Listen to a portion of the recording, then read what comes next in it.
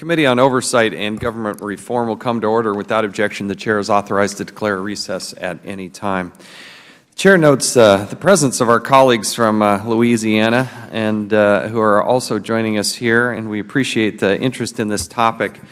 I'd like to ask unanimous consent that Garrett Graves, Mike Johnson, and Cedric Richmond be allowed to fully participate in today's hearing. Without objection, so ordered. We had one of the worst natural disasters in this country happen again in Louisiana.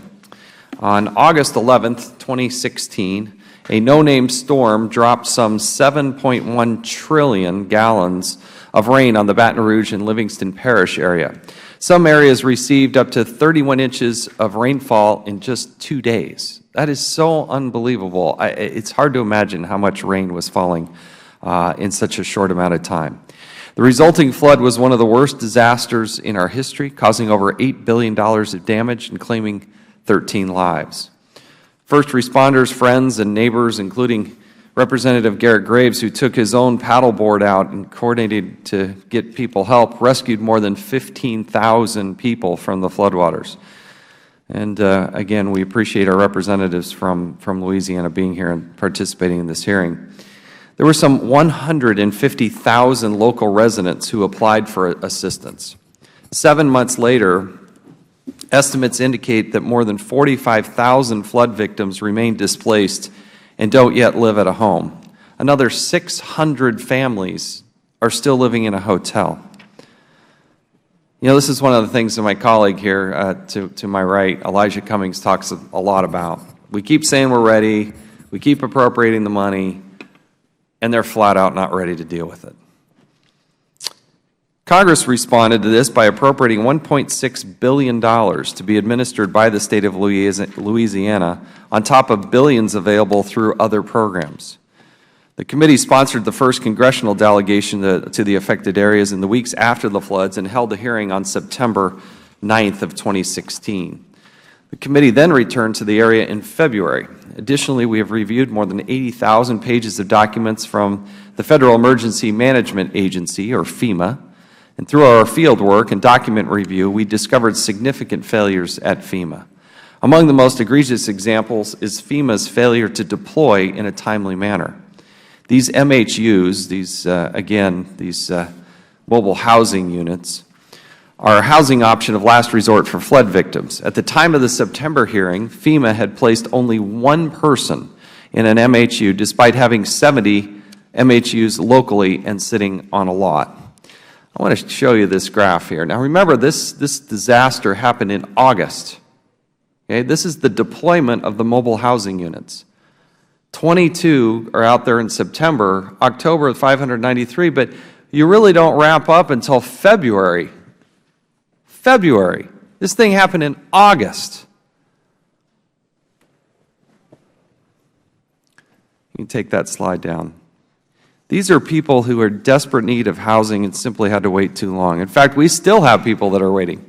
There's still people in line. It's April, and they're still waiting. Unfortunately, the problems with the mobile housing units are not limited to the abysmal placement or pace of deployment. Let me show you what this. I'm going to put up this slide here if I could. This is from Clayton Homes. Okay, this is just, we went online. Staff did good work. Kind of hard to see there, but you can go online right now in Louisiana, and that top one, it's called the Elation. It says it's in stock. They can buy between $26,000 and $45,000 right now. You could just push the button and order it. And when we talked to the representatives from Clayton Homes this morning in Gonzales, Louisiana, near Baton Rouge, they quoted $3,600 to $10,000 for delivery and installation, and they can start today. The federal government pays $150,000 for these units. And you can go online and buy the nicest one they have for $45,000, and for another $10,000 you can get it there. $100,000 premium we're paying, and they can't get them to the people that are affected for months and months and months on end? Go online, for goodness sake, and you could do a better job and save the taxpayers literally millions of dollars. It's so frustrating to see these people suffer and hear their horror stories. And by the way, that what FEMA, when they purchased these things at $150,000 a pop, we found a pattern of serious maintenance issues with them. Electrical issues, clogs, leaks, plumbing problems, doors that would not shut or lock, fires and malfunctioning fire suppression systems, HVAC systems that were too hot, too cold, didn't work at all, unusable furnishings. On average, each unit had more than 1.3 problems with it. Most concerning is the HVAC and thermostat issue. In October 2016, a faulty MHU overheated and killed an 84-year-old man. In fact, let's put up the slide from the advocate who had this story that ran. He was baked to death in a FEMA trailer. And we've spent considerable time looking at the suffering that this man went to and ultimately lost his life. FEMA falsely told our committee staff, who was there on the ground, at an in-person briefing, there had been no deaths due to faulty MHUs or any efforts to replace a pattern of defective parts. That was absolutely not true.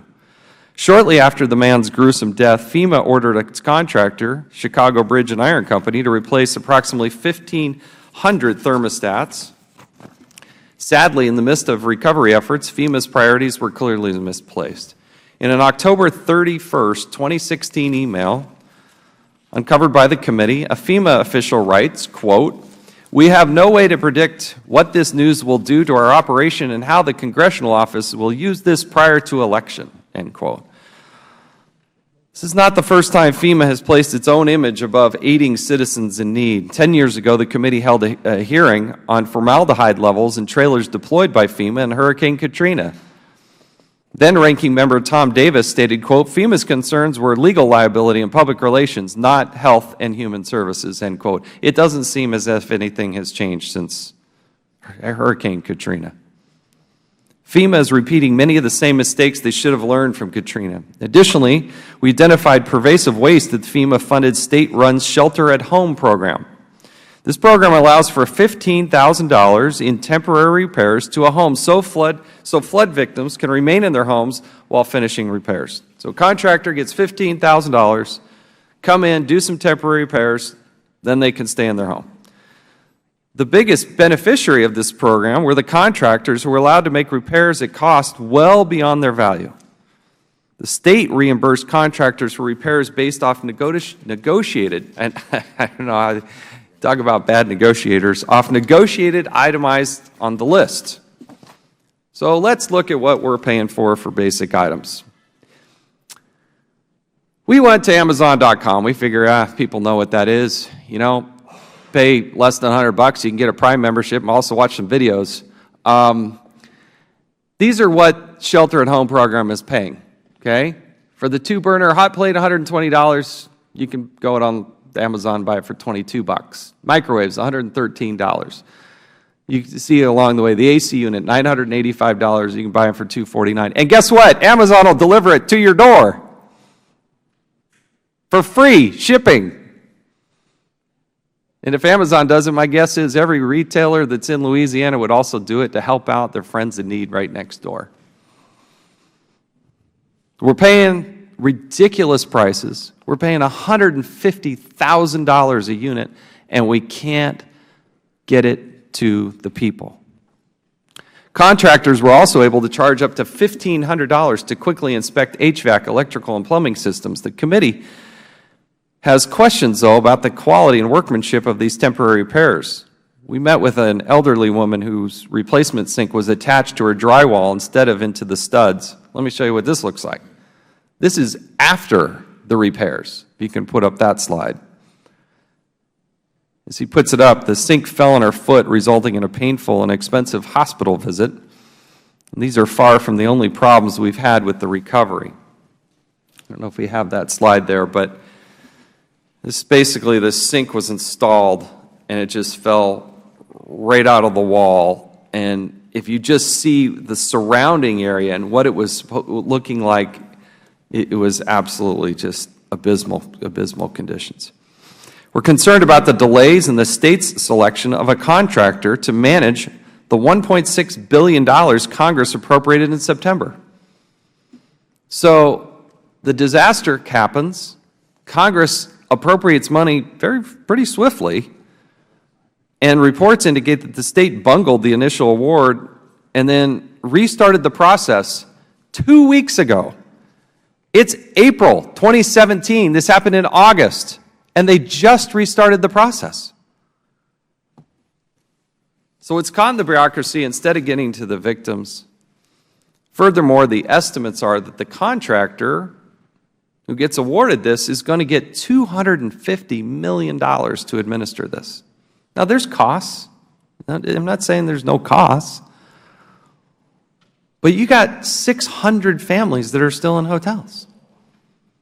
I can't see a single thing that went right with this except one thing.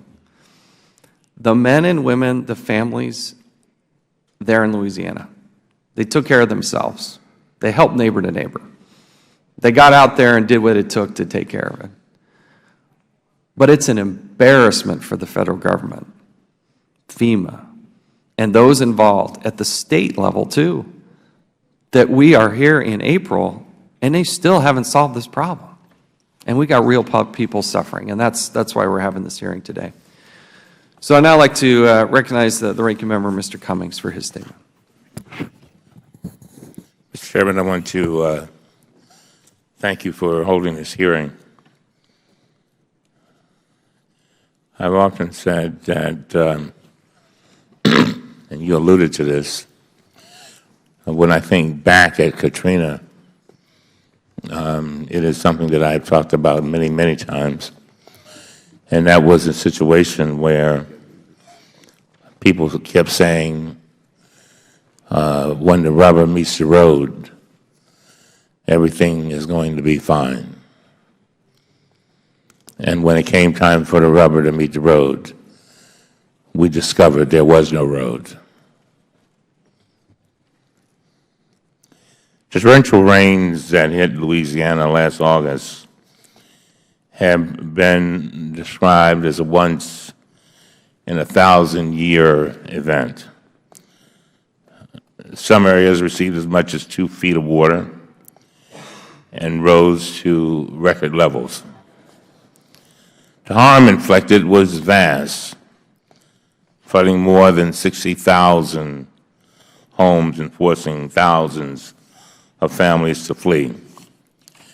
Today's hearing is an important opportunity to make sure that we're doing everything possible to help the victims of this historic flood.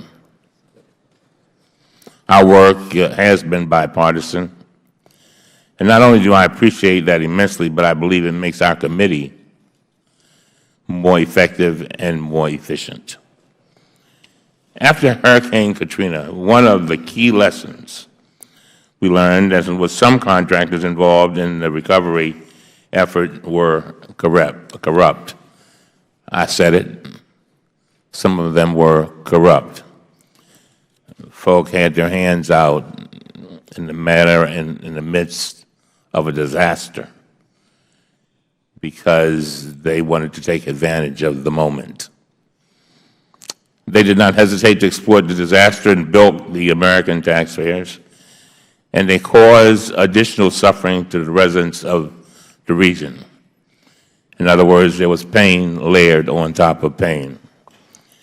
In response, we resolved to hold contractors to account, and we pressed FEMA and other agencies to conduct more rigorous oversight of their contractors. This is no doubt that things have improved, no doubt about it, since Hurricane Katrina.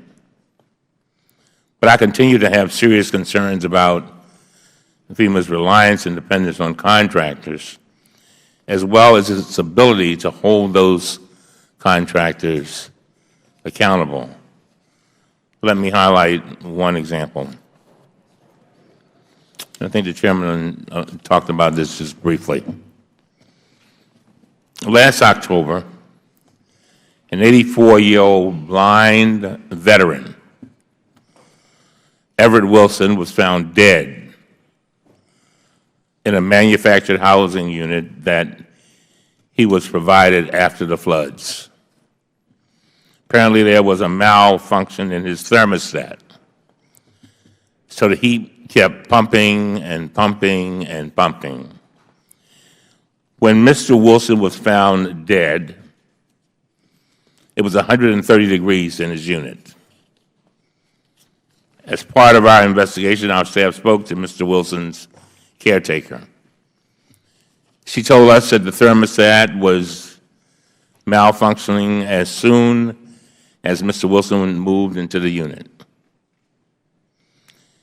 She said she called repeatedly to get help, and that the maintenance repairman came out to his unit. However, she said he claimed he was not qualified to fix the heating and air conditioning system, so he left. And nobody else apparently returned after that. However, we've obtained internal documents showing that the company has a terrible record of documenting its maintenance calls and responding to maintenance requests.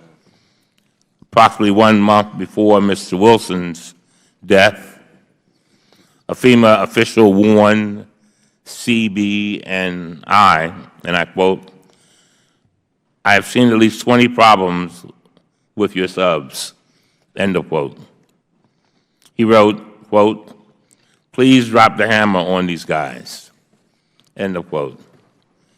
In addition, our staff reviewed the company's maintenance records in the weeks leading up to Mr. Wilson's death, and they showed that CB and I received at least 25 calls from other residents about heating and air conditioning problems in their units. These problems did not get fixed before Mr. Wilson's death, and they did not get fixed in the months afterwards.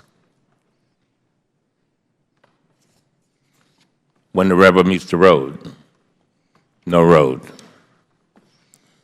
For example, on January 4th, a FEMA Acquisitions Quality Assurance Specialist sent an email to a FEMA Federal Coordinating Officer expressing concern that in December alone, CB and I received 1,980 maintenance calls, and I quote, "The contractor only completed 198 of those, thus 90% not completed," end of quote. Rubber meet the road, no road. That is a 9 out of 10 calls the company failed to address. CB and I also missed or failed to complete 40% of his monthly inspections of these manufactured housing units. According to this same email, quote, "Repeat caller," and I quote, "repeat caller complaints that go without maintenance attention are numerous," end of quote. So you had Mr. Wilson, who basically became collateral damage. That's right. I worry that more and more people in our country, because there is a lack of empathy, a lack of professionalism, a lack of responsibility, a lack of decency, allow others of us to become collateral damage.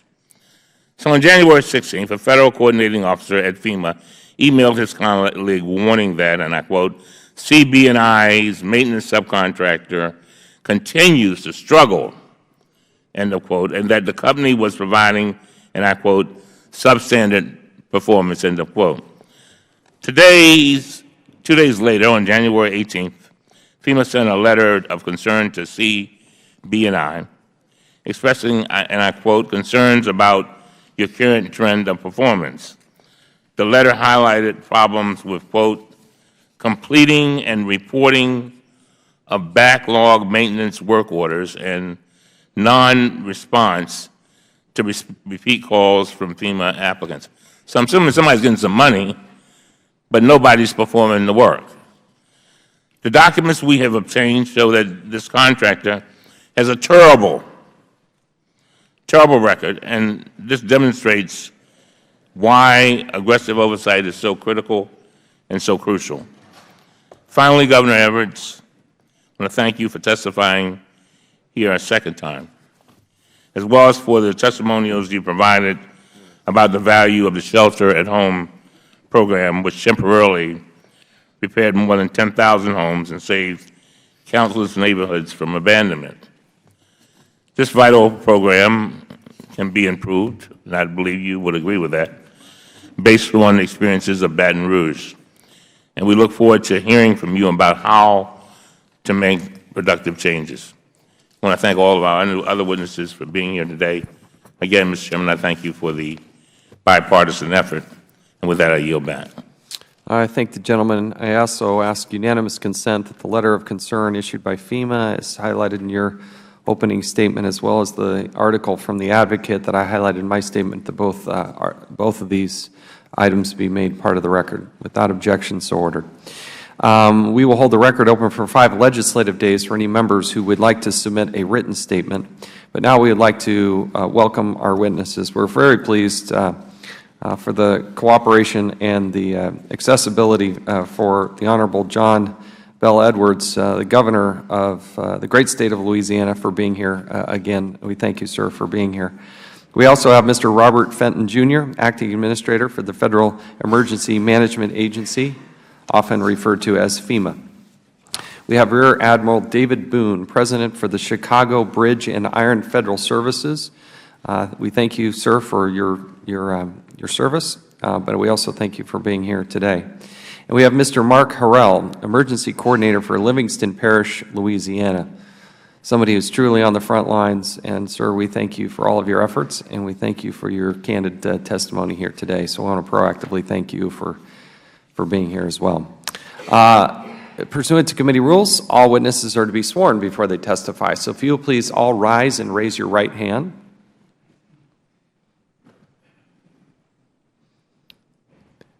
Do you solemnly swear or affirm that the testimony you're about to give will be the truth, the whole truth, and nothing but the truth, so help you God?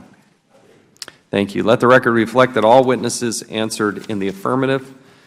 In order to allow time for proper discussion, we would appreciate it if you would limit your oral testimony to 5 minutes. Your entire written record and any supplemental items will be made part of the congressional record as well. But if we have lights there, as my colleague Trey Gowdy likes to say, it's green, go. When it's yellow, speed up. And when it's red, you got to stop. So if you can just make sure you move that microphone nice and close and hit the button as you go along, we'd appreciate it.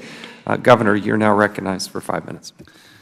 Chairman Chaffetz, Ranking Member Cummings, members of the committee, good morning and thank you for the opportunity to be here today.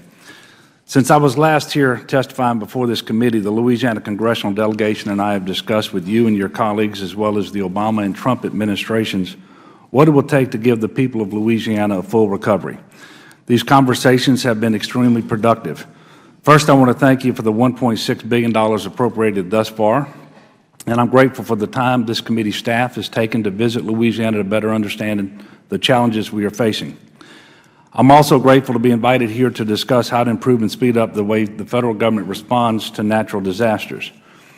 The historic March and August floods were the 4th most costly flood event in United States history, with over 112,000 homes with FEMA verified loss. Understanding the scale of the destruction is critical to any conversation about recovery and where we go from here.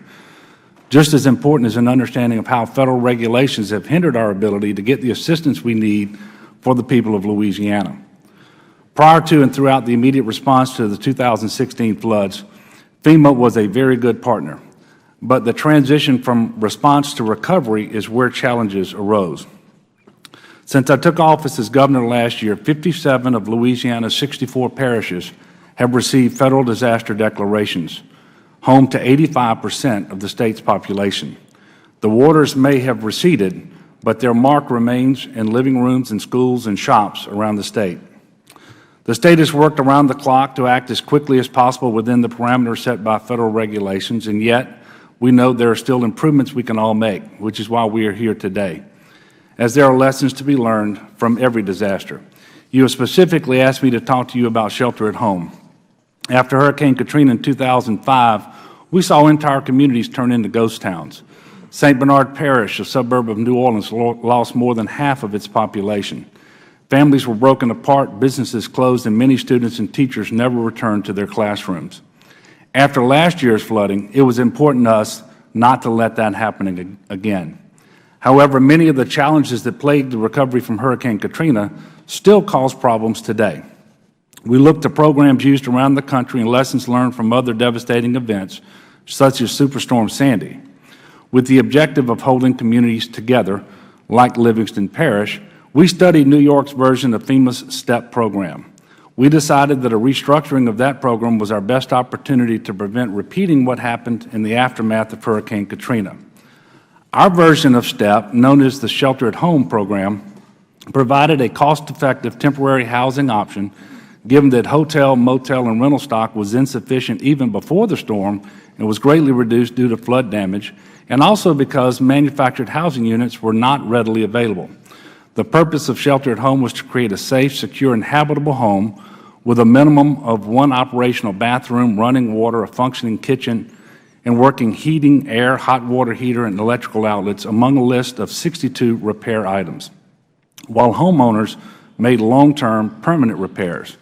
Without the Shelter at Home program, we would have been forced to put thousands of families in hotels, mostly outside of their hometowns and even outside the state, at a much greater cost, roughly $40 million per month for the 11,000 families who used Shelter at Home. However, we encountered numerous challenges within the federal process that limited the assistance we were able to provide homeowners. For instance, there are certain repairs that make a house look and feel like a home, such as insulation and sheetrock on the exterior walls, that were not permitted under federal guidelines. While we did request to expand the program and include these repairs, we were denied. Expectations, understandably, were often far above the FEMA restrictions we were bound by, and early on we struggled to communicate that effectively to homeowners. Knowing that the repairs were often austere and primarily of a temporary nature, we began carefully outlining to homeowners before the work began what the scope of work would include. Simply put, TSA and MHUs don't feel the need. STEP is too limited, but you can help. For example, consider carving out an exception to the duplication of benefits language in Title 42 and formally incorporating STEP into FEMA regulations under the Public Assistance Program Category B. This will allow states to have pre-storm contracts in place so that implementation time and program costs are reduced greatly. But this is just one example. There are numerous adjustments both on the regulatory side and within statute that will give states the flexibility to provide a more robust and timely recovery for our citizens. I look forward to continuing this conversation today, as I know we have a shared goal of expediting and improving the overall recovery process. Thank you. Thanks, Governor. Mr. Fenton, you're now recognized for 5 minutes. Good morning, Chairman Chaffetz, Ranking Member Cummings, and members of the committee. I'm Bob Fenton, Acting Administrator of FEMA. Thank you for inviting me here today to provide an update on our Louisiana recovery operations.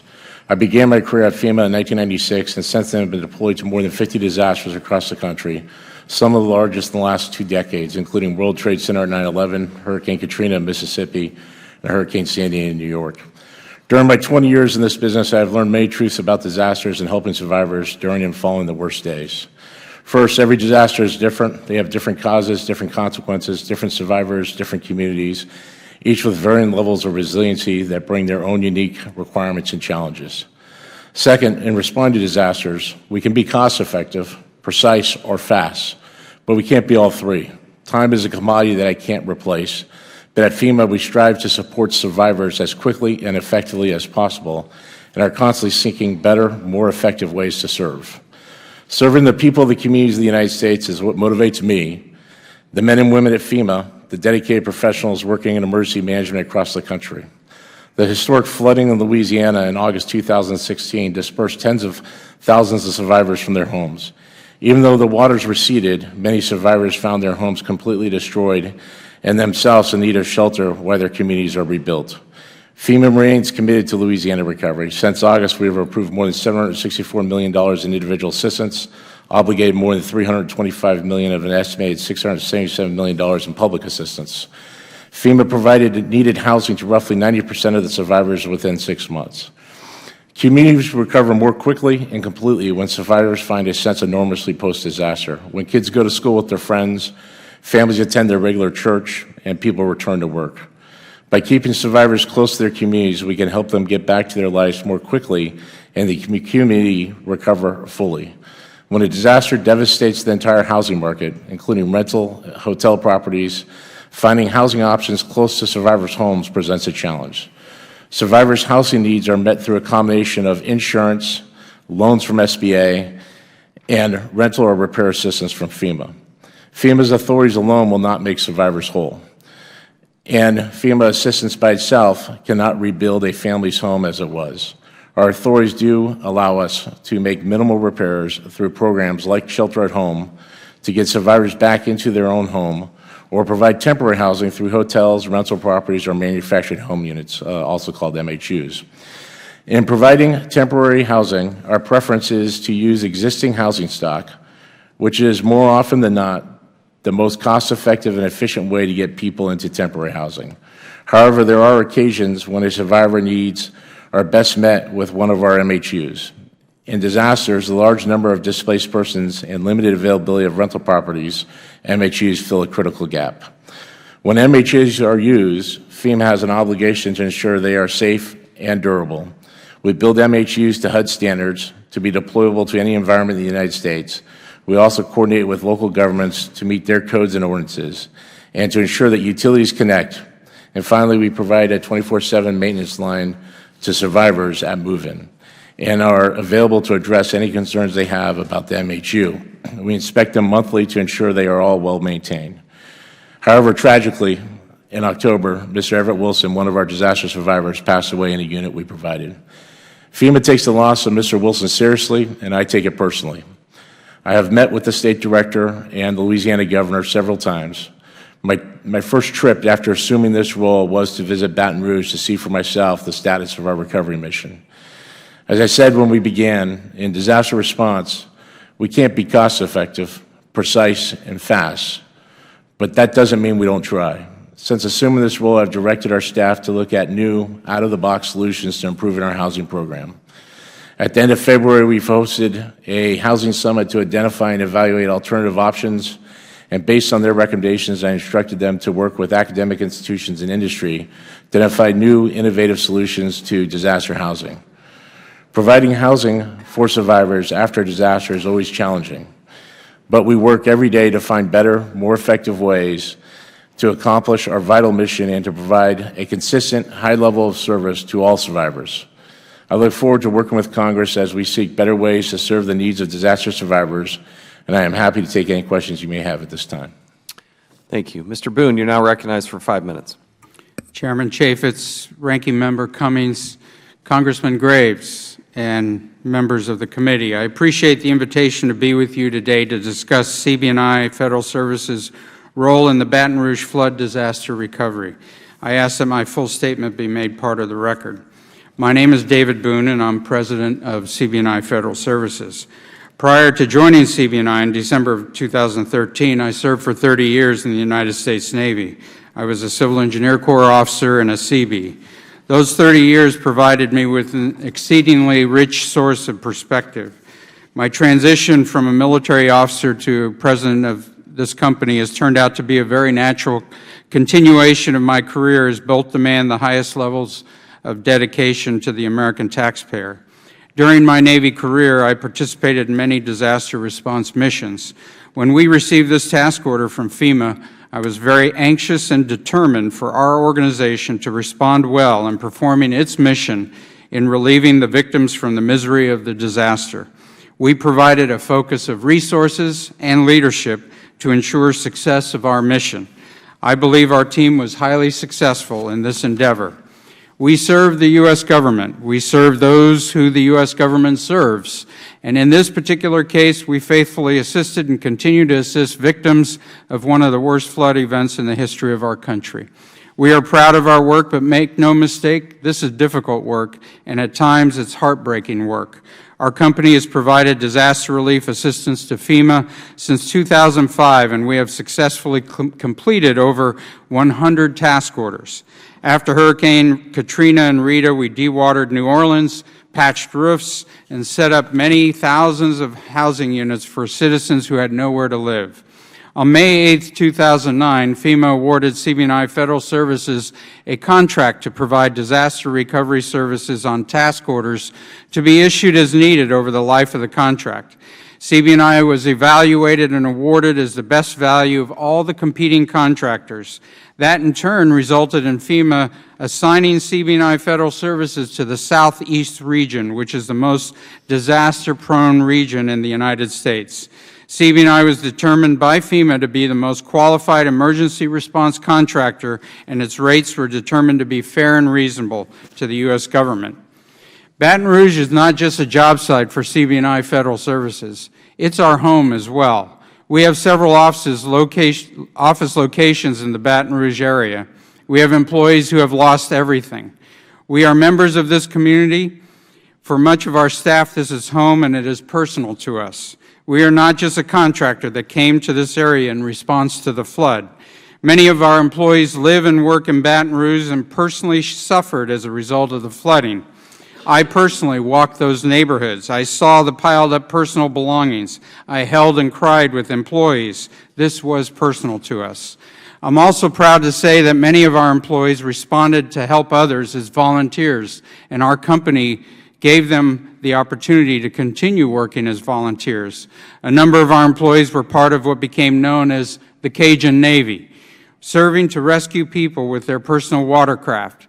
So when we knew that there was a potential for our company to receive this task order to do this work, our employees were motivated to do the best possible job to make a difference and help those devastated by disaster.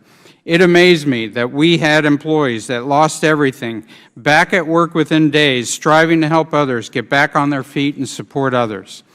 I thank you, Chairman Chaffetz and Ranking Member Cummings, for the invitation to be here today.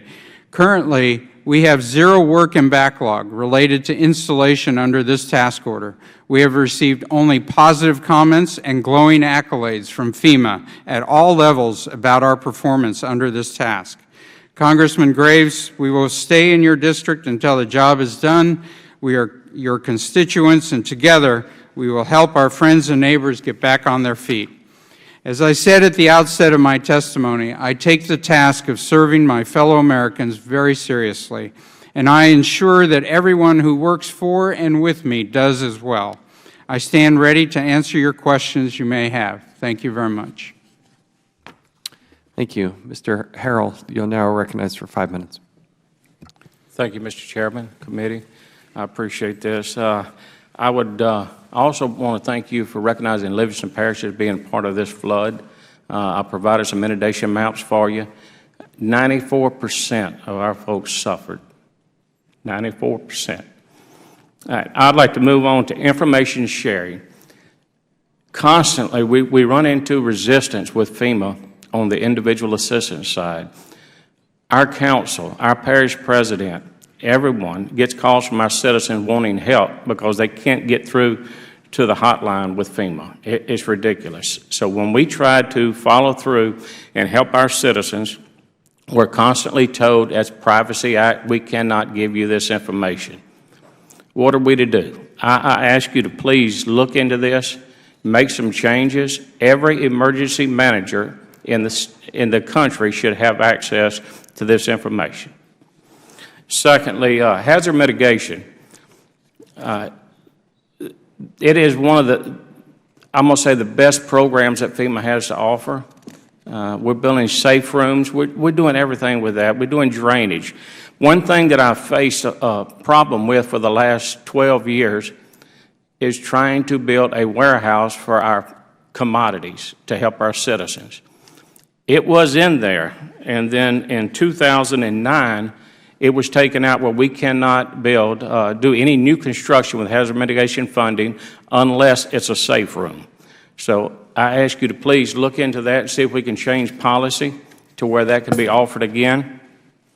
Also, we would like the ability to use hazard mitigation funding for commodities.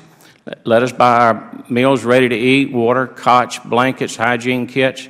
That saves you from having to haul them all over the country to get them to us weeks later. So help us help ourselves. And I would like to point out right now, in 1 year's time, Livingston Parish is the only parish that had a federal declaration 3 times. All 3 disasters were the only one.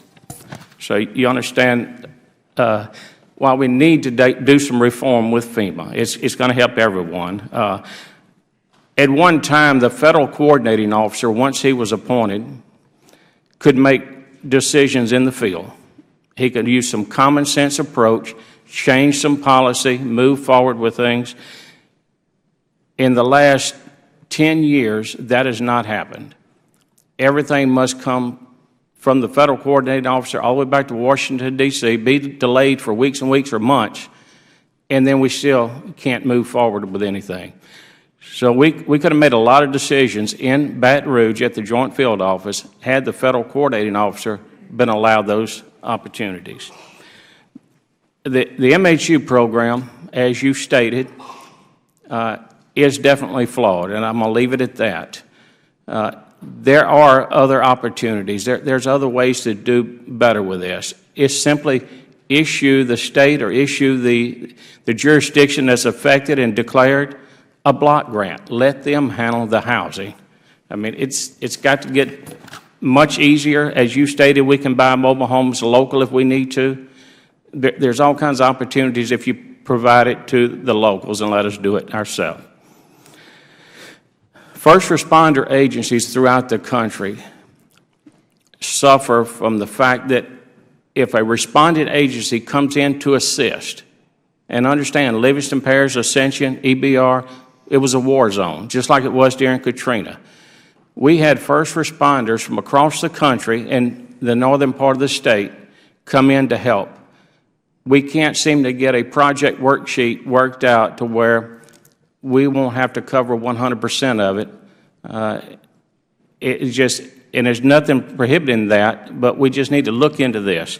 Lastly, I would just like to say that I've met resistance on public assistance on our roads, and Mr. Cummings brought up how the roads were inundated with the homes earlier.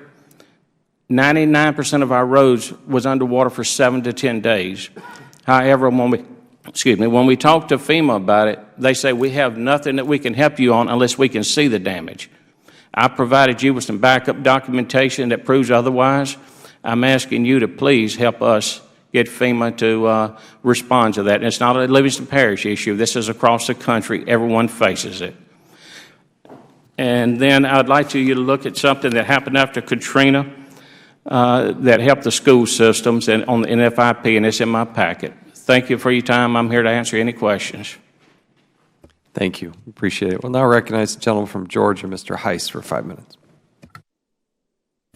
Thank you, Mr. Chairman. Governor, how much did the shelter at home program cost? Sorry about that. Congressman, we have not closed out the program yet. How much has it cost so far? I think about $157 million. I think we're expecting $164, $165 million by the time it closes out. All right. How much did you receive in federal funds? For the shelter at home? Well, for the disaster as a whole. Well, it's hard to answer. The shelter at home funding is coming from FEMA with a cost share from the state. I think you mentioned it a while ago. $1.6 billion was approved. Yeah, the chairman mentioned that. That's for the CDBG piece. It's been approved. We have not received the funding yet. How much money has been distributed to those affected by the flood? Out of the CDBG, none. Okay.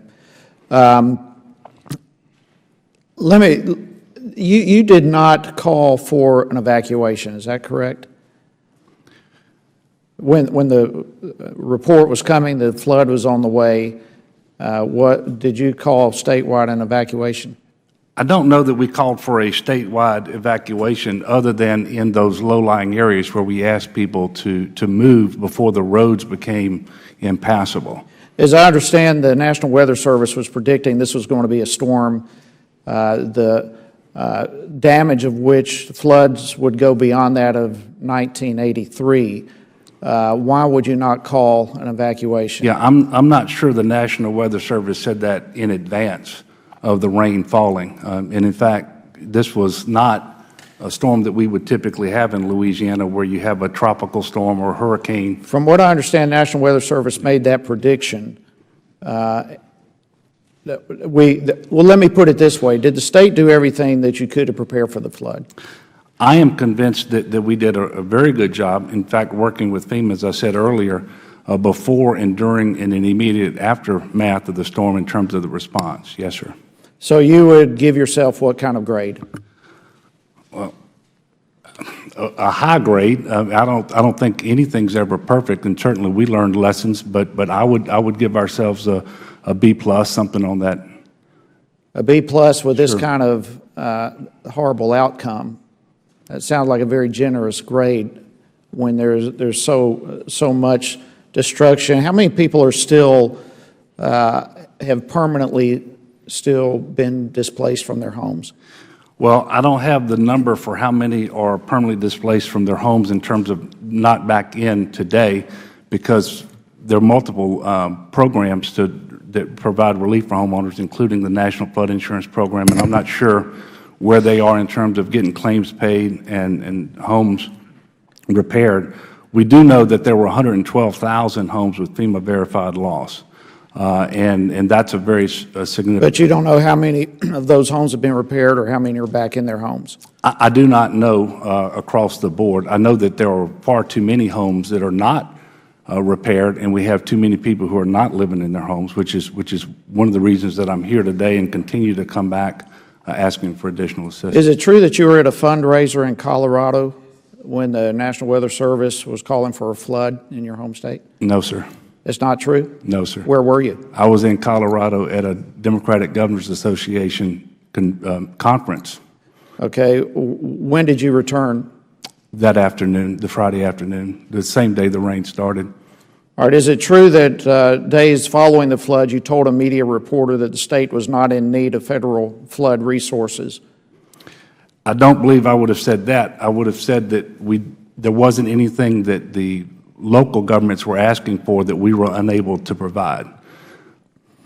From what I understand, the comment was made that you did not need any federal resources. I was wondering why you would make such a claim with such a devastating flood. Well, I think if I recall correctly, the conversation was around requesting the federal disaster declaration. We were working with the regional coordinating officer from FEMA to determine the most appropriate time to request that declaration. And one of the things you have to certify with my signature is that the local governments are asking for assistance we are unable to provide. It wasn't until that was the case and I was able to make that certification that we requested the declaration, which we received very, very promptly. Well, Mr. Chairman, I appreciate it. But Governor, all due respect, it looks to me like one disaster led to another disaster from decisions coming from the state. I cannot imagine how you would give yourself a B plus in this. But with that, Mr. Chairman, I thank you and I yield back. Gentleman yields back. We'll now recognize Ms. Demings, Florida, for 5 minutes. Thank you so much, Mr. Chairman, and also thank you to our ranking member. Mr. Boone, I want to ask you about or share with you an example of your company's unacceptable performance from January. As I describe this almost unbelievable series of maintenance failures, I would like to remind everyone that this happened to a real person. This happened to an elderly woman who had already been dispatched from her home by a flood before she ended up living in this manufactured housing unit.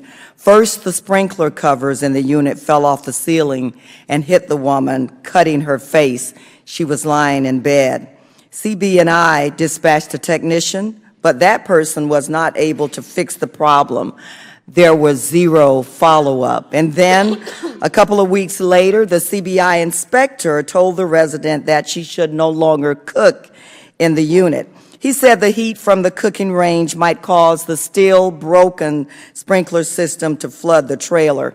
Unfortunately, it got worse. At 9:30 on January 18th, nearly a month after the sprinkler fell from the ceiling, the resident's unit began to flood with water from the toilet and the sewer.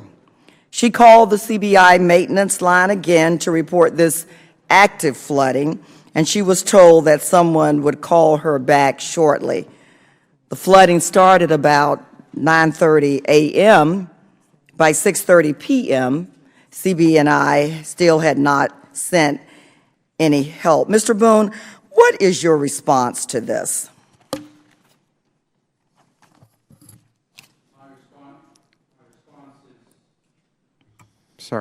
My response is that's unacceptable performance. I wasn't aware of those set of circumstances, and we should address them. You testified that you subcontract out the maintenance of these units. Is that correct? Yes, ma'am. Have you fired any of your subcontractors for their poor performance? We have. Mr. Boone, how do you conduct oversight of your subcontractors to ensure that they are performing their very important duties in an acceptable manner? We have a quality management program not only for our subs, but for our own CB&I work that manages the quality of performance that we're providing. So if that be the case, Mr. Boone, how could this unfortunate incident even be possible, since you're saying you provide oversight? I don't have an answer to that question. I'd have to dig into the specifics. Mr. Fenton, how can FEMA exercise oversight of subcontractors in a more effective way? We do that through a number of ways. We have a contractor's officer's technical representative that oversees the prime, and then have project officers that oversee the whole operation the contractors are doing. And as we're aware of issues, we work through the prime to make changes based on what those issues are. And there's a set of escalation activities that would happen over the course of the contract, and we would go through those according to the regulations. Mr. Chairman, thank you. I yield back.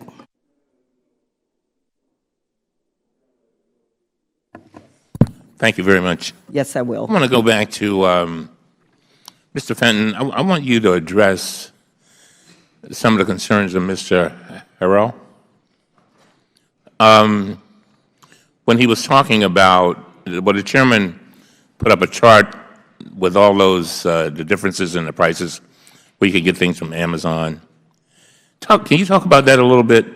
He said there were several times when situations where it would have been better if the locals, am I right, Mr. Herbert, were allowed to do certain things. Are you? Is it that you're handicapped by regulations, Mr. Fenton?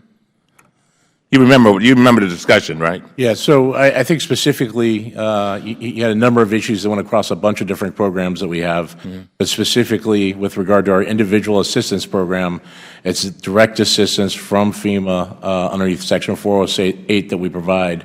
Following DMA 2K, we lost the authority to go ahead and do direct grants to states or local governments. So the assistance flows from us to the individual, which is, I believe, the issue that the gentleman is bringing up with regard to the ability to share information. When we have personal information of survivors, we're limited to what we could share as far as their personal information. I'll get to you that one, but what about the pricing? Talk about the pricing and what the chairman talked about a little earlier.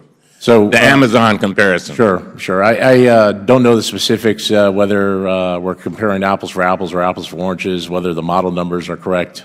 We'd have to look into that and do that. We purchase based on what is to ensure habitability, to ensure safety of the items we're purchasing. Usually we purchase to a higher level because of the ability to truck items over distances. Well, my time has expired, but I'm just, those comparisons that he made or contrasts are glaring, and I don't think that your response just now meets the level of adequate response, but I'm sure we'll get to that later. Thank you, Mr. Chairman.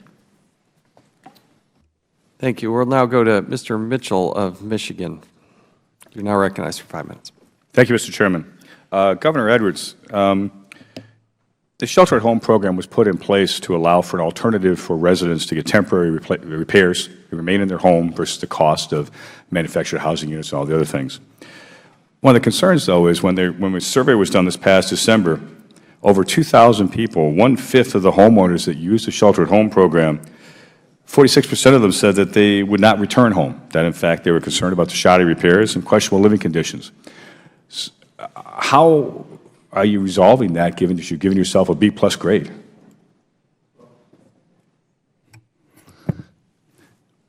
In terms of the number of folks who have not returned to the home after shelter at home was completed, I would tell you that the 80%, assuming that's representative of the entire 11,000, represents a tremendous cost savings and largely acknowledges that the program was successful in keeping people in their communities.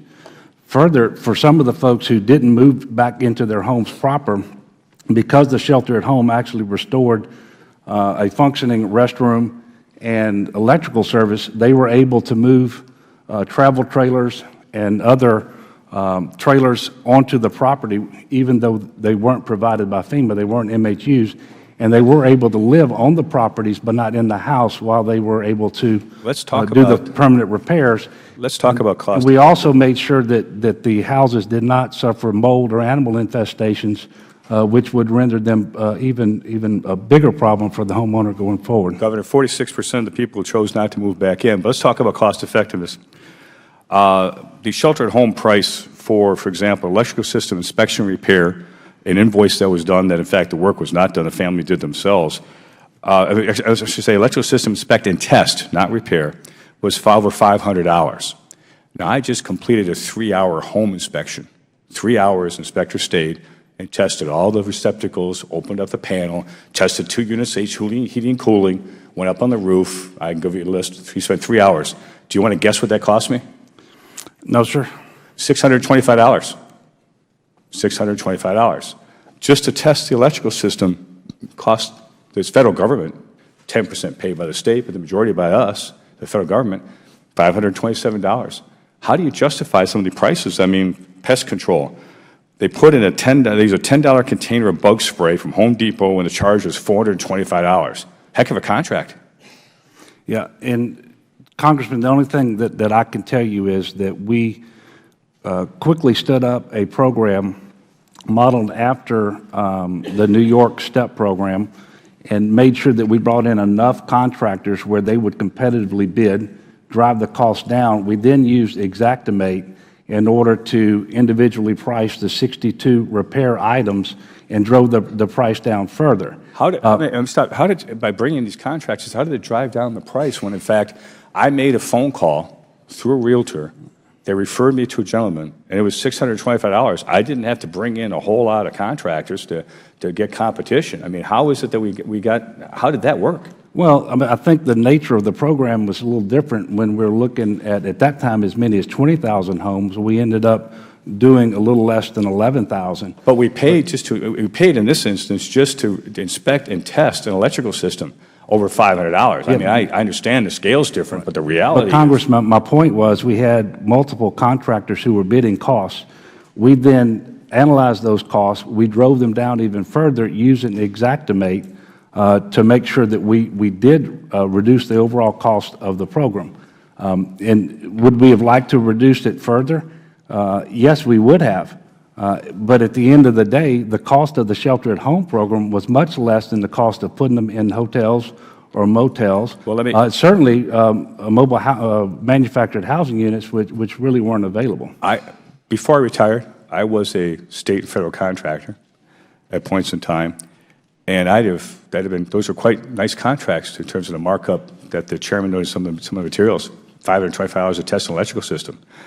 And frankly, if 46% of the customers that I worked with failed to succeed, they'd have terminated my contract. How many contracts did you terminate out of the home program?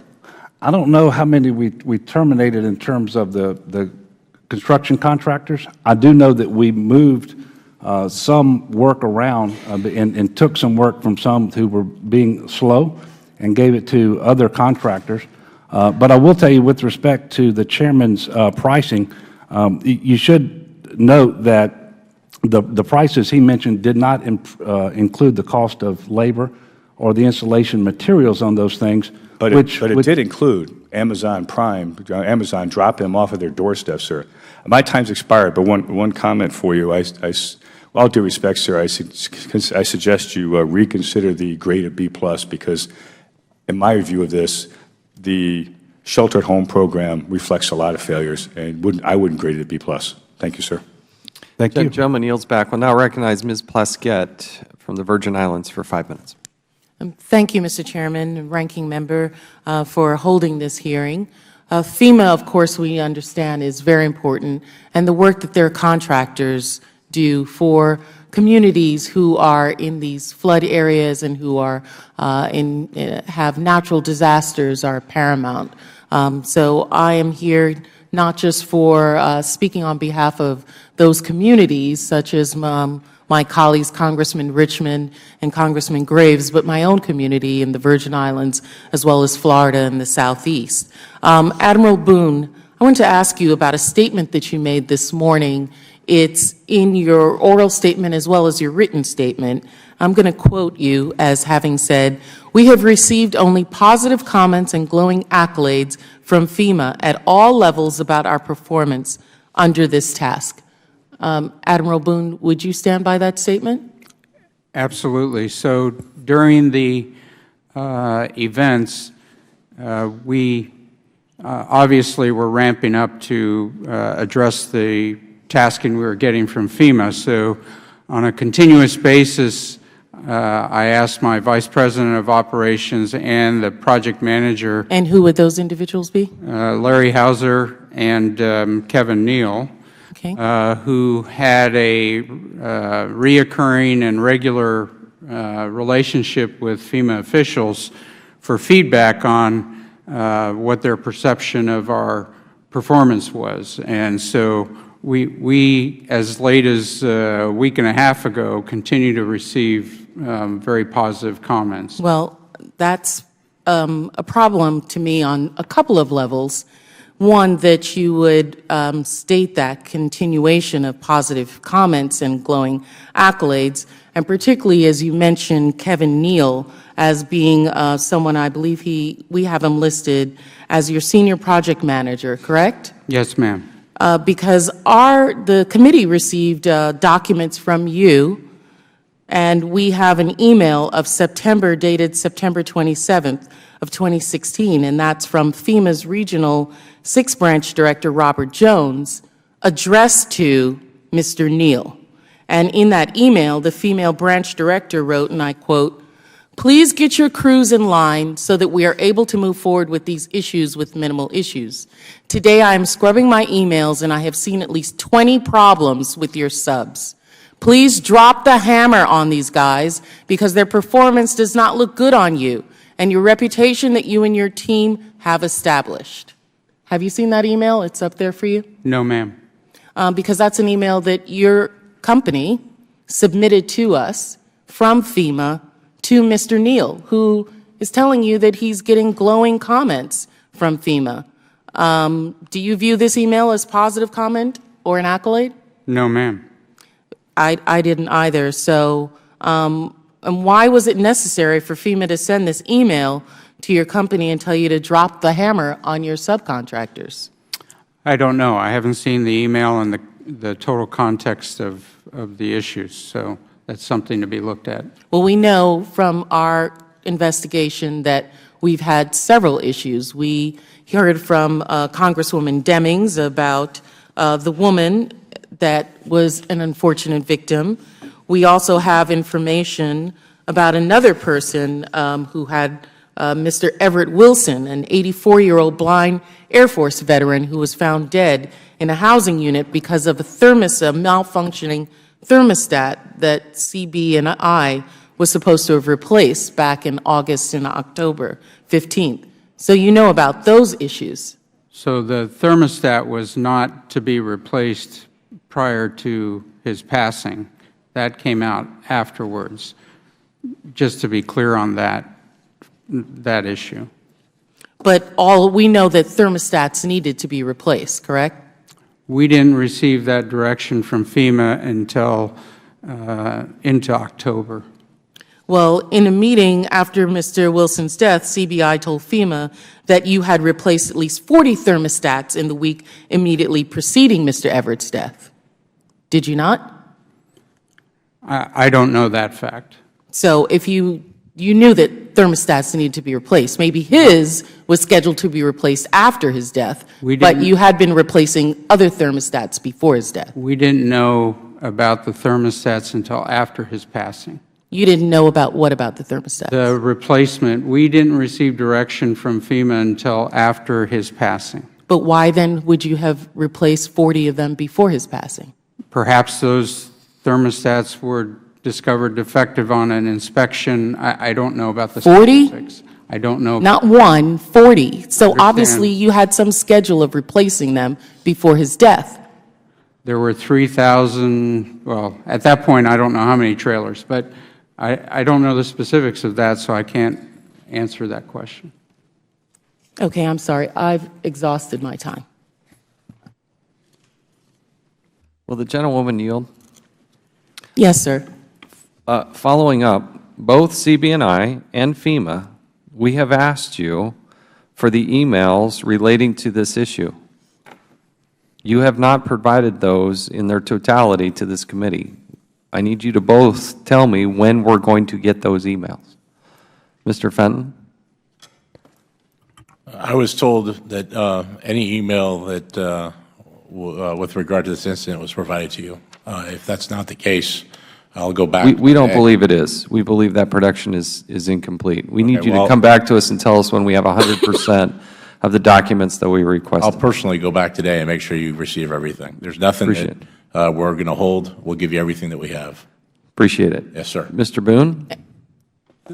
Chairman, we received notification only last week to provide. No, our letters went out on March 21st, right, which is not just last week, but keep going. We have provided over 1 million pages in documents in various forms and formats. So we will continue to work as diligently as possible. I've devoted resources and focus to this, so we're continuing to work this. So the question is, when are we going to get 100%? I'll have to go back to staff and see what, but we're working this as diligently as possible. You did give us a fairly sizable document dump of invoices of individual things, but this is something we specifically has asked for, and I just want to make sure Ms. Plaskett and the whole committee gets these as well. Yes, sir. You'll get us an estimate on the date on that? Yes, sir. Okay. And Mr. Chair? Yes, go ahead. I would just want to know if Mr. Boone, Admiral Boone at this time, would like to retract that statement that he had made previously, which is on the record under oath. I don't want him to get himself in trouble at this point about having had only accolades and good words from FEMA. I can only attest to the feedback that I have received. Obviously, you've presented some information I haven't seen before, so I'd like the opportunity to review that before I make any changes to my statement. Would the gentleman yield? Yes, sir. Mr. Boone, your company has a problem. If I were running your company and I had these kind of problems and something did not flow up to me, the very things that could destroy my business, there's something wrong with the company. There's something wrong with the management. And it might be you, but there's something wrong. Anyway, I yield back. Gentlewoman yields back. I will now recognize the gentleman from Florida, Mr. DeSantis, for 5 minutes. Thank you, Mr. Chairman.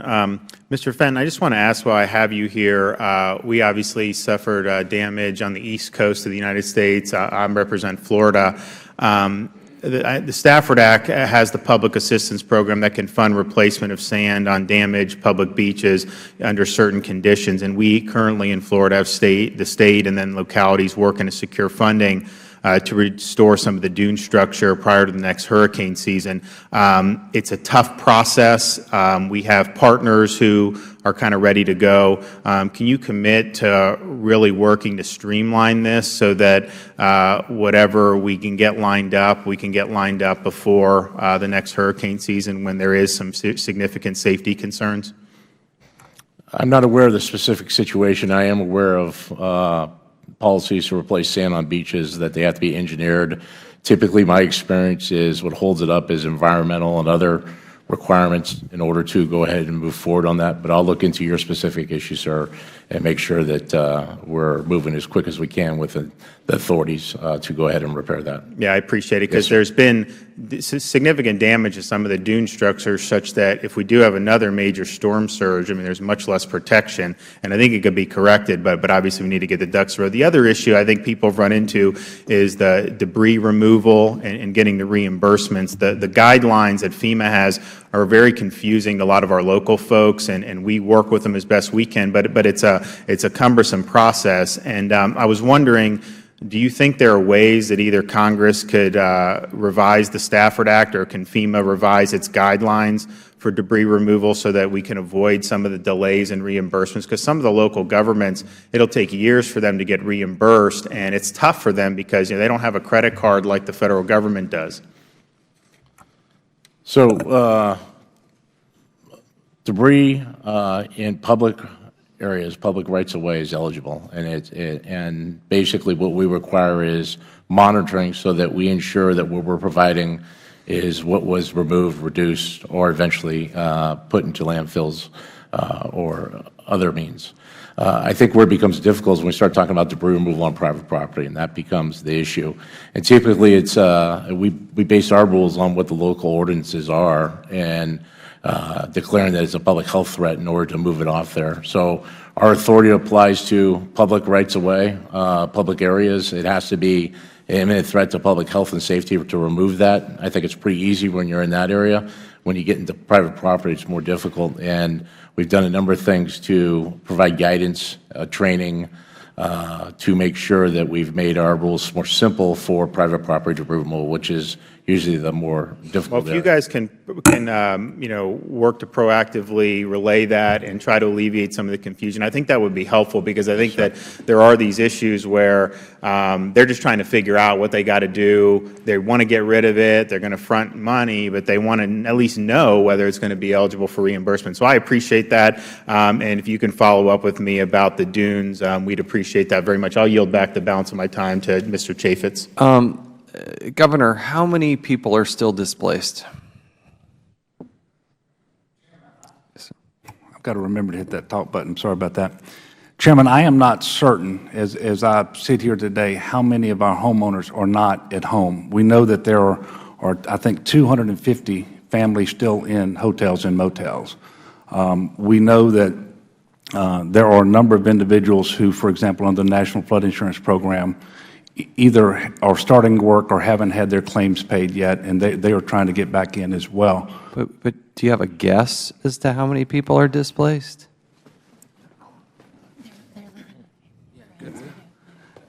I don't have a guess. I would be able to perhaps Governor, get you some information. We have a number of individuals, for example, who are living with family members, and so it's to get you the number is very difficult. We know that there are thousands of families not yet living in their homes.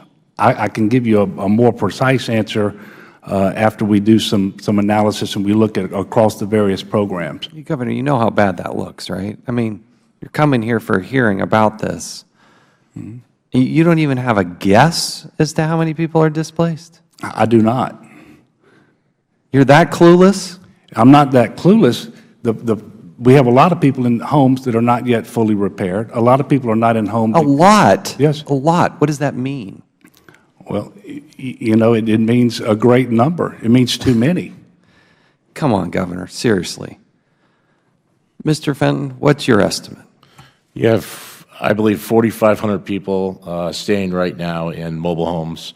You have less than 2,000 that we're providing rental assistance to right now. You have the 250 the Governor talked about that are still in our hotel program. And then I believe there is some population that's still with friends and families, and that's the population that we will get a better handle on as we start doing case management with individuals that still have housing issues, that we're going to work with them to figure out what assistance they need to ultimately move back to their homes. Mr. Harrell, tell me what it's like right now. Well, let's talk about the number of folks that are still not in their home. Let's go back to number one on my testimony, information sharing. I don't have a clue. I want to know how many. I want to know where they stand. FEMA is out doing the assessments with all their teams. They're telling me they're doing great things. I know nothing about it because they will not share with me. It is our citizens. It's my responsibility to make sure they're taken care of, but we're out of the loop. I can't tell you how many. I wish I could. Okay, Mr. Fenton, why not you tell them? Well, we can't share specific information on individuals due to freedom of information. What do you mean freedom? I mean, not freedom, with regard to their personal information, and we can't share their personal information and their specific status. However, through the case management... Why not? Why not? Because it's personal information, and we can't go ahead and give that... Well, I'm not suggesting you print it in the paper. Mr. Harrell? If we can't do it on individual assistance, is what he's saying. However, when we do the hazard mitigation grant program and do elevations and acquisitions, they send a list with the allocation and say, this is the folks that qualify for the program, their name, their address, their phone number.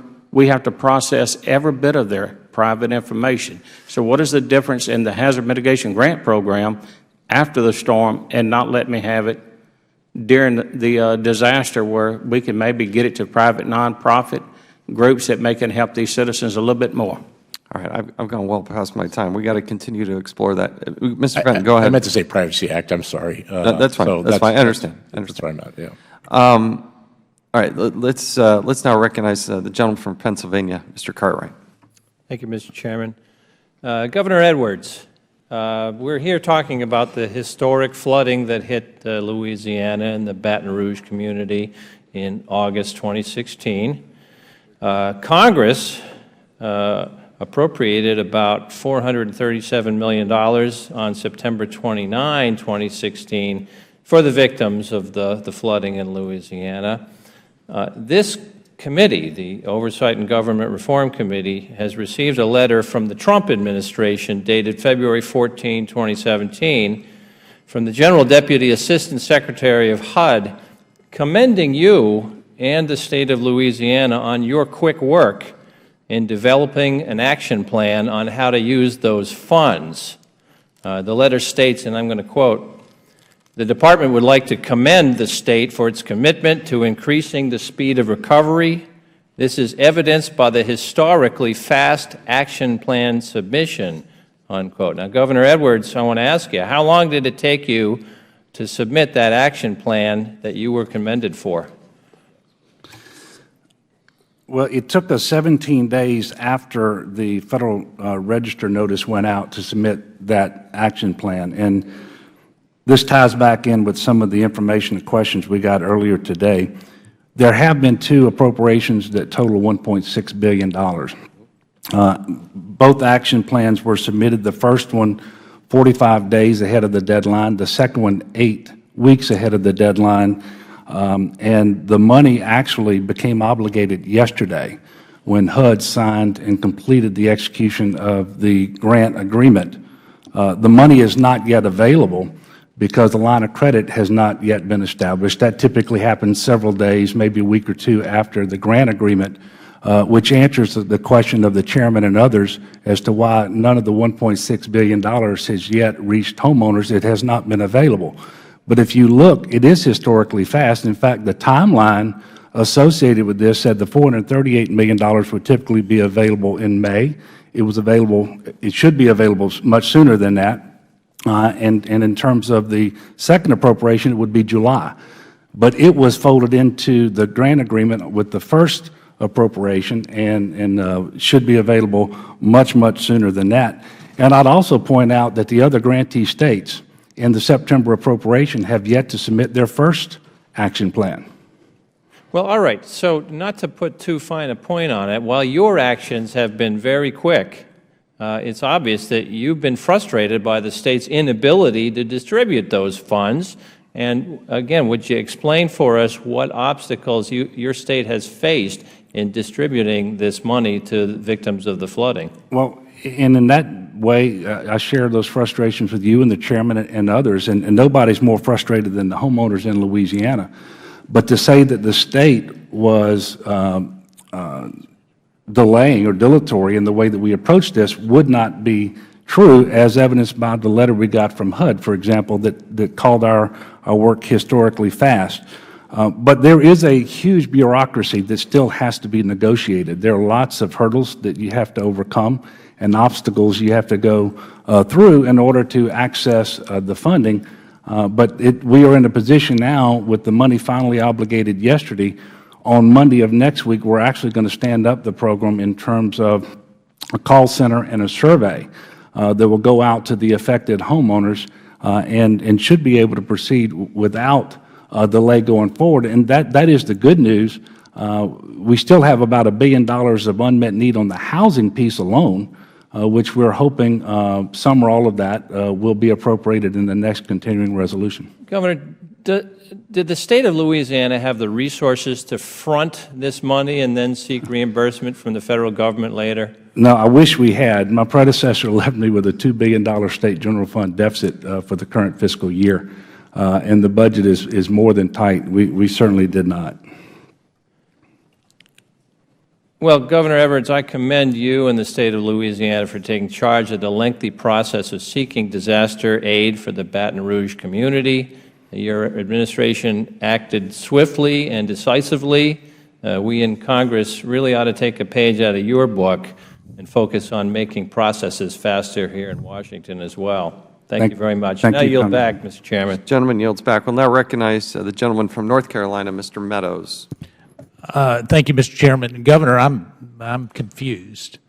You are there pointing the finger at someone else, and you can't answer the very basic question of how many people are not back in their homes, and you're somehow pointing towards a previous administration on your inability to answer even the very basics of questions, Governor? How is that? I think the comment I made about the previous administration had to do with... Well, let me ask about this administration. Why did you cancel a $250 million flood recovery contract just a few days ago? We didn't issue the contract. Why did you cancel it? We didn't cancel the contract. We didn't issue Well, according to my documents, that you canceled that on March the 16th, 2017, and you basically, because Mr. Bankston had an opinion that it needed to be canceled. Well, there was no contract issued. We pulled back the RFP. We reissued, we started the process over again. Why did you get rid of that particular vendor? Because what I understand is that they had submitted a proposal, it was going forward, and one person, Larry Bankston, somehow said that there was a problem there, Governor. Well, I think that's inaccurate. The licensing contracted board voted to adopt that opinion as its own. At that point in time, the first two finishers Does Mr. Bankston's son work for a competing contractor in that? You know, I've heard that. I'm not certain. So how can you be so certain about some aspects of this, Governor, and yet seem to have no recollection on the facts and the questions that we have to ask here this morning? Well, first of all, I think I have pretty good handle on the facts. So how many people are displaced? Well, I've answered that particular question as best No, I can. well, you haven't answered it. You've said you don't know. As best I can this morning, I've answered it for you, Congress. So were you surprised that you were going to be testifying here this morning? No, sir. Then why would you not have the... I mean, we're talking about real people's lives here, Governor. And if you have a compassionate bone in your body, wouldn't you think that you would know the number of people that have been affected by this? I know the number of people who've been affected, Congressman. Still. The question is how many people are out of their homes today. And we don't have any information where we can roll that up and know how many people, we know how many are obviously in manufactured housing units. We know the 250 who are in. So do you believe that you are without blame of any of the responsibility of getting people in proper housing in the appropriate manner, that you're completely blameless in all this, Governor? I would never say that I'm completely blameless. And in fact, I said we learned lessons. We could do things better, and hopefully there won't But be you next were time. sitting there comparing your norms to historical norms. Well, I was quoting a letter And that came from sometimes when you HUD. compare to historically bad things, that doesn't mean we're making much progress. Congressman, I was quoting a letter that came from HUD that said we were historically fast in the state action plan submission and approval. That's a fact. All right, well, we want more information on exactly why this RFP was rescinded, and if there was a conflict of interest, because some of our information would indicate that there might have been. And I'm not asking you, I'm asking you to get back to this committee to help illuminate that particular idea, because if there's a conflict of interest because of bidding improprieties, that's a major concern to this Oversight Committee. Wouldn't you agree it should be? Well, it should be if that happened. The RFP was pulled So you're saying back. it didn't happen? I said if that happened. I didn't say whether it did one way or the other.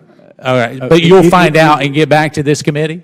Sure, we will Okay, find out. thank you. Let me go on a little bit further because I'm out of time. Mr. Fenton, let me tell you, I have a good relationship with FEMA. We've had major storms in North Carolina. I love my FEMA people. But let me tell you, something I saw today just stinks to the core. We've got emails that would suggest that the #1 priority that FEMA had was a political motivation prior to an election. It says, and I quote, "We have no way to predict what news this will do to our operation, and congressional offices will use prior to an election." Wouldn't you think the major component for FEMA would be to get people in housing and make sure that that housing is safe and it has nothing to do with political consequences? Yes, sir. All right, well, let me go even further, because that was troubling enough, but this is extremely troubling, a FEMA document where it talks about the #1 priority for FEMA was negative publicity. Should that be the #1 priority? No, sir. All right, so let me show you what the lowest priority was. And this is from your document. And this is very, very troubling, because the lowest priority, Tier 3 is what you have, which it says lowest priority, and it has to do with mobile home units issues. It says status.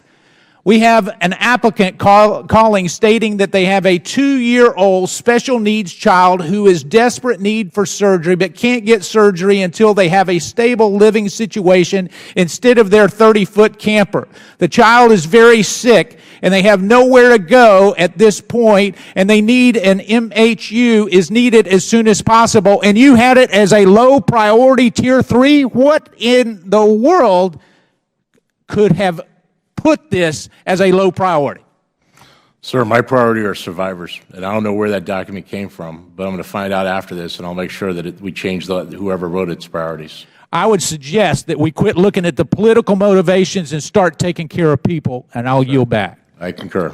Thank the gentleman. We'll now recognize the ranking member, Mr. Cummings. Mr. Fenton, my experiences with FEMA have been very good, as the gentleman from North Carolina, and I assume that that is not your position, that low priority situation there, because all of my dealings, I've found them to be very responsive. No, sir. Hello? No, sir. My priority is survivors. My priority is not that document. I don't know where that document came from, but I will resolve it when I get the document. I get back to my office. Thank you. Yes, sir. On October 25th, 2016, Everett Wilson was found dead in his housing unit because it turned into an oven due to a broken thermostat that blew heat nonstop. He was 84 years old, blind, and served our country in the Air Force, a veteran.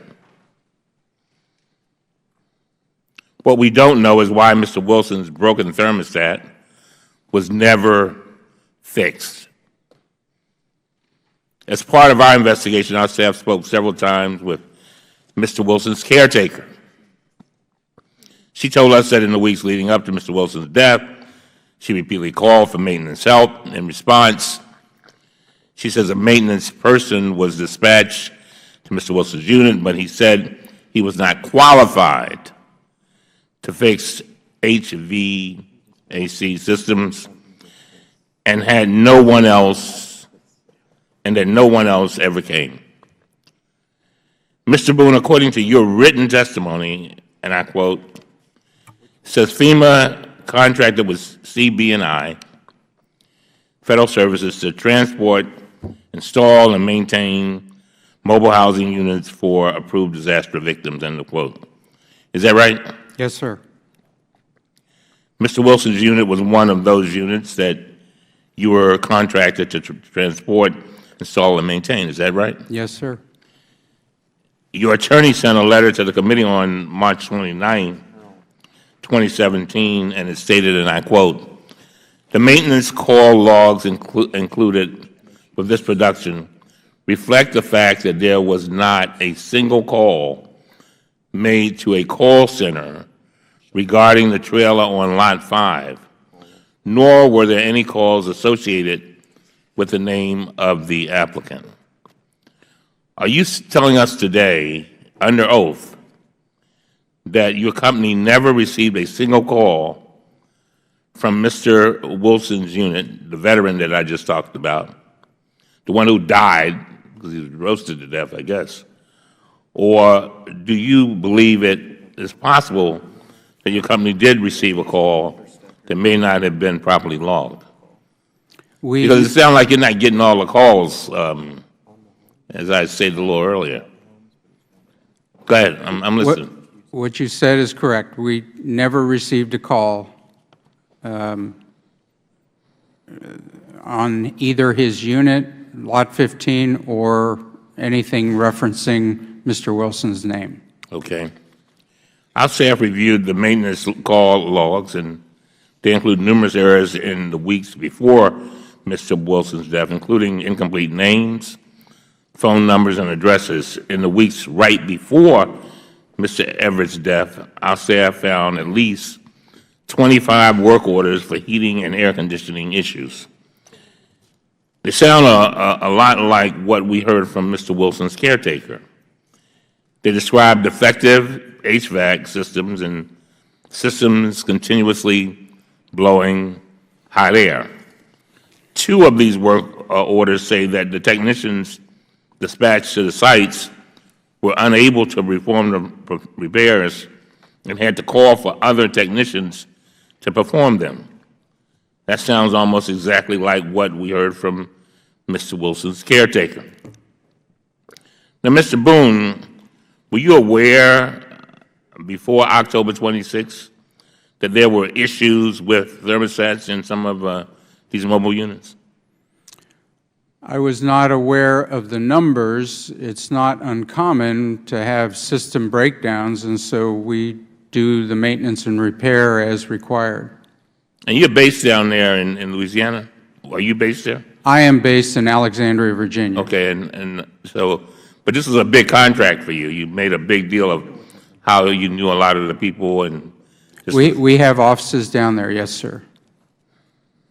So do you feel that your company has any responsibility here? Directly related to Mr. Wilson's death, no, sir.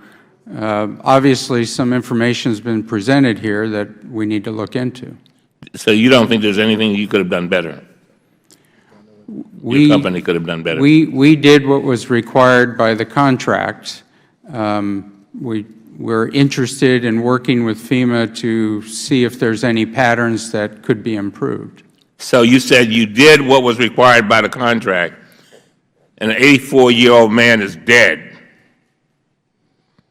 and your company was responsible for making sure his unit was operational, and you don't even know that you're getting, need access to? Can you yield for a Yes, second? of course. I want to follow up on what Mr. Cummings, before we get to the document production, I want to follow up on this first. 10%. You think call yourselves highly successful. Governor gives himself a B+, and maybe the reason you're not responding to all the maintenance calls is because you put the wrong maintenance number on the trailers, correct? Correct? I'm not aware of. You're not aware of that either? No. You provided the documents to us. We actually read them. Maybe you should read your documents. You all together decided to combine one telephone number. Hey, let's make this easier. Sounds good. Guess what? The sticker you put on the trailers, wrong telephone number. No wonder you're not getting any calls. You put the wrong telephone number there. And then the people who still figured it out, CB&I only responds to 10% of them. What I was referring to as far as not knowing the 10% is a specific letter you're looking at. When we wrote to CB&I, we wrote in our letter that a concern with 33% of the calls have no response information. So that's what I am aware of the letter that we generate over there. But I don't have specific knowledge of the email that you're talking about. Let me, the chairman and I have done a number of things on a bipartisan basis, a lot. And one of the things that we spend a lot of time is on the Secret Service. And both of us agreed that we wanted excellence. We wanted high standards. We wanted the elite of the elite. We wanted people to be treated. We wanted Secret Service agents to treat their jobs as if they were the most valuable jobs in the world, and every single thing that they do is so very, very important. And I just think, and I say that to say this, that sometimes I think we, in our country, in certain areas, are moving towards a culture of mediocrity. But that mediocrity can cause people to die and to suffer. And I got to tell you, information is very important. I don't even know how you operate without information, and adequate information, Mr. Boone. And so I'm just, some kind of way, you got to get a handle on this, or I don't see how a company can continue to function and really make money and stay in business unless you have information, and then unless you're operating to a very high standard. With that, I'll yield back. Thank the gentleman. We'll now recognize the gentleman from Alabama, Mr. Palmer. Thank you, Mr. Chairman. Mr. Fenton, what does FEMA do with their excess mobile home units? Some of them, depending on the conditions, some are retrofitted and brought back to the yard for future deployments. Sometimes we go through the GSA excess schedule, and GSA accesses them for us through their schedule. What does that mean? What is through the GSA schedule? What does that mean? It means that we sell them at the location that we're there, that they're at, that it's What's the average cost of one of these mobile home units? I'm sorry, again? What's the average cost of one of these mobile home units? I believe the average cost is somewhere around $60,000. And what is GSA selling them for? Don't know. It ranges. I'll tell you what they're selling them for. They're under $11,000. Yes, sir. Sounds like a pretty bad deal to me. Let me ask you this. Are any of the used units offered to state and local governments? Yes, sir. And how do you do that?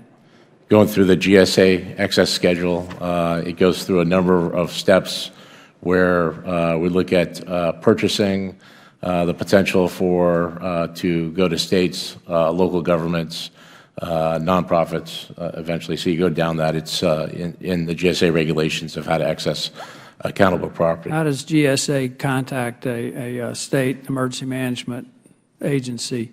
Could you, I mean... They put it out. There's a website. It on a website? They post it. And typically, my experience, having done this before, back in Region 9, where I'm from, is typically, anytime we're doing that, I make the state emergency management notify them where we're headed with that. So when you have excess mobile home units, you contact GSA first? Yes, we contact GSA because that's the entity within the government that then has the authority to access property either through sales or through eventually providing it to states or local governments. Yes, sir. So you don't contact the states to let them know? Personally, there's communication that we make them aware of it, but officially GSA is the one that puts out the information. Well, the committee heard from several states this morning that they've been looking for mobile home units for donation and have been told that you're unable to find any. And just 2 weeks ago, GSA was selling 20 units at auction. I've been sitting here listening to the questions and your responses, and one word keeps popping up: incompetent. It's unbelievable. I mean, you got states looking for these units. You got local governments looking for them. They can't get any from FEMA. They're not getting it from GSA. But you're selling units that average $60,000 or $70,000, and some of them are a whole lot more than that, for $11,000 at a terrific loss to the taxpayers. And I mean, you guys look like the gang that can't shoot straight. If I could answer, sir. You may if you can. Yeah. So we purchase them for $60,000. When they get used, they're depreciated based on the amount of money it takes. You're selling some new units. I'm not aware of new units that were selling.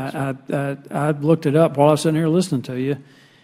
There's some listings for new units. Okay. Well, what we do is we look at the value that they're at, the cost to retrofit them, the cost to bring them back to the yard that we would be at, and then figure out the cost to sell. Well, how do you respond to the fact that states this morning, including the state of Alabama, contacted the committee and said, we've not been able to get units?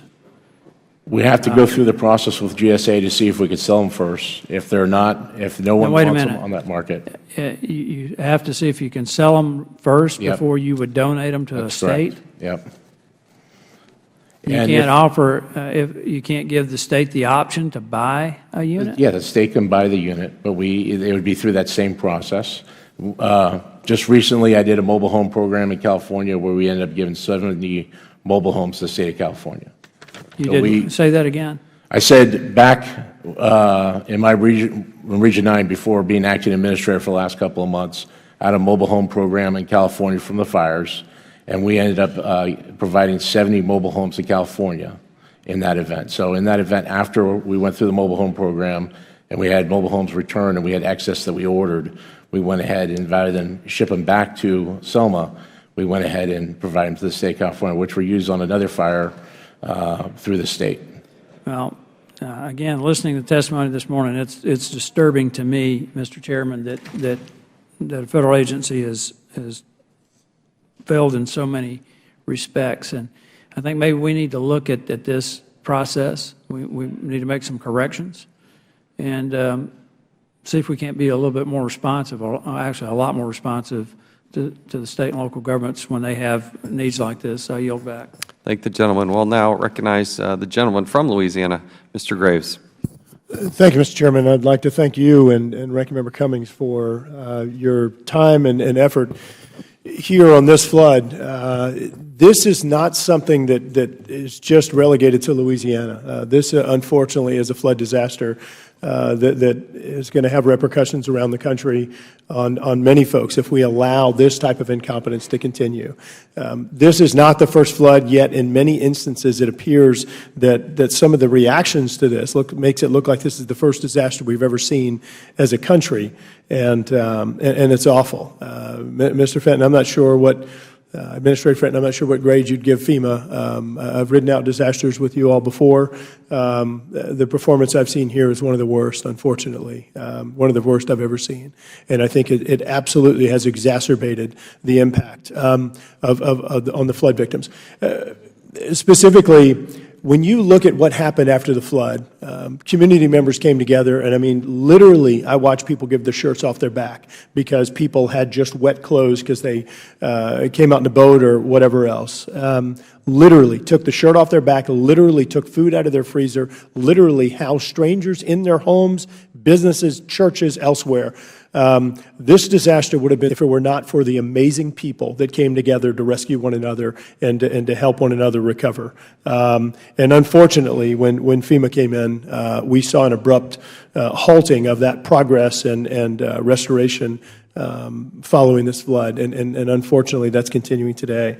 I want to go back and clarify a few things. Governor, you and I think, are on different pages in regard to the timing on some of this stuff, and I want to make sure we get that sorted out. I looked on your website, and I see where on, let's see, it looks like your first post in regard to the flood is on August 12th, and it looks like GOSEP's first post on the flood is on August 19th, no, excuse me, August 16th, which was again, in both cases after the flood. Number two, there were about 20 watches, warnings, and other things posted by the National Weather Service prior to the flood in regard to the warnings that the flood was coming. I actually got so frustrated that I spent over an hour sitting in my office going through all the river reports and everything that were out there, and while there was a lapse between when I sent the email and it actually got posted up on our Facebook, I was warning people that this was going to far exceed the '83 flood and that folks needed to evacuate or be prepared for those flooding conditions. And this was before the flood, obviously. And so there was ample information out there. But a few things. Now, the contractor that you're hiring right now, that contractor is going to be responsible for financial controls and procurement and dispersing money and things along that lines. Is that accurate? On the contract, you're going through a solicitation process right now? The CDBG piece. Yes, sir. I'm sorry. Yeah, I'm yes, sorry. Sir. And by the way, I don't believe I ever said there were no forecasts of heavy rains. There was nothing on the order of magnitude of 30 inches that were forecast. In fact, the best we could tell, it was 10 inches was the most that forecast came in ahead of time. I don't remember the exact inches that they predicted, but they clearly predicted it was going to be beyond the '83 flood. And so but we can move on from there. So answering on the CDBG contract, am I correct in that financial controls, procurement, dispersing of funds, and things along those lines? We were the contractor. The process we're under right now is to select a program manager. Mm-hmm. Yes, sir. And under the solicitation that I saw, it appears they're responsible for financial controls. Yes. Okay. And because I just wanted to make note that in the Federal Register notice that was published on November 21st, it actually says that the grantee has to submit certification documentation providing a basis that the grantee has proficient financial controls and procurement process and established adequate procedures to prevent duplication of benefits and things along those lines. So the fact that a contractor is not in place now does potentially impede some of that progress. Number two, when we met on August 19th, I suggested to you then that you go ahead and hire a program management contractor. You begin collecting data from flood victims and others, so we're ready with this implementation plan. I further suggested that you review the Federal Register notice from both the South Carolina flood and the West Virginia flood. I might have mentioned a third one, but I know I mentioned those two floods because I expected that there would be little to no difference between the Federal Register notice that was published on November 21st and the previous notices that were published several months before our flood. And in reality, in looking at the notices, that's the case. There are virtually no differences, just very minor differences that wouldn't have had any impact on an action plan. And as a matter of fact, you stated earlier that it was 17 days after that plan, but as I recall, I think you actually submitted your action plan on January 3rd for the November 21st notice. And also I want to make note that the funds were actually appropriated, I think it was around September 30th. It was the end of September. And so if you had simply hired a contractor back in August, if you had collected the information, if you had reviewed the previous Federal Register notices, you could have submitted a plan even before this November 21st deadline, because every place in here, you can see the several highlights in here, every place in here it actually says that the certification documentation submitted within 60 days of this effective date of notice, or when the grantee's submission of its action plan, whichever is earlier. And so clearly that could have happened before, And then the other thing, you keep saying that the state is in no way delaying the execution of these funds or the disbursement of these funds to flood victims.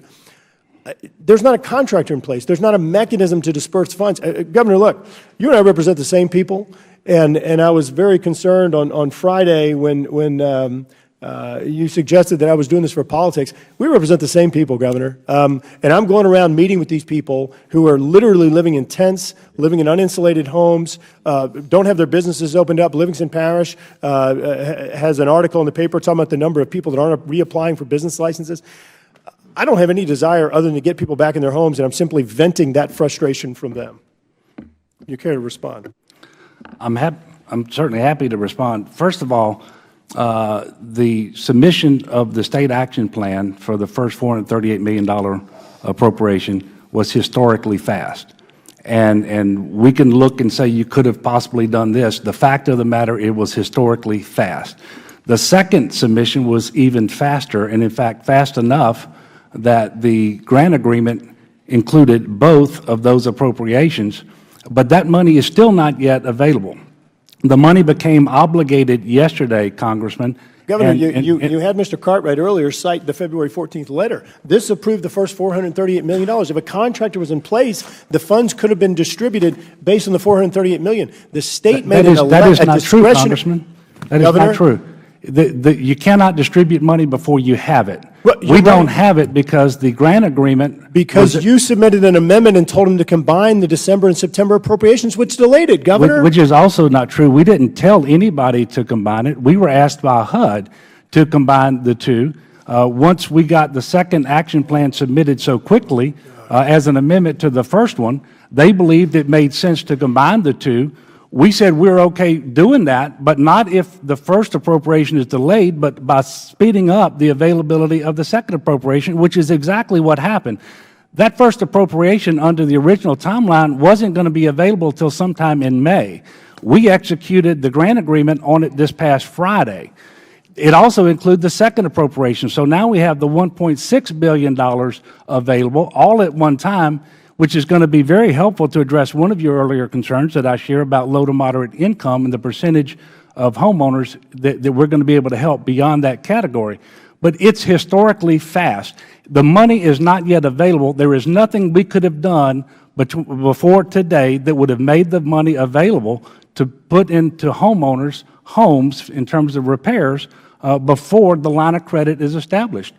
Governor, it says whichever's earlier. It says it all over the notice, whichever's earlier. You didn't have to wait for this. You could have based it upon the previous Federal Register notices, which I suggested to you back in August. And to say that the funds were not delayed as a result of the decision to combine, that's just not true. It's not. The notice is here. You would have had a line of credit for $438 million that you could have begun distributing. There's not a contract in place, and there's still not one in place. And when the line of credit's ultimately available, you're not going to have a contractor in place or a disbursement mechanism in place to get the money out the door. Well, first of all, I don't know that we know that yet because it isn't established, and it could happen at any time, as I understand, over the next week or 2 weeks, potentially 3 weeks. But you don't have a contract. But there is nothing we could do. There's nothing that we could have done that would have made that money available any faster. Sure. Congressman Cummings. Yeah, thanks. Governor, I just want to, seems like we're going back and forth here. just one question. As I'm listening to you, it sounds like what you're saying is that you did everything you could to get the money as fast as you could, and the combination allows you to do that. Is that right?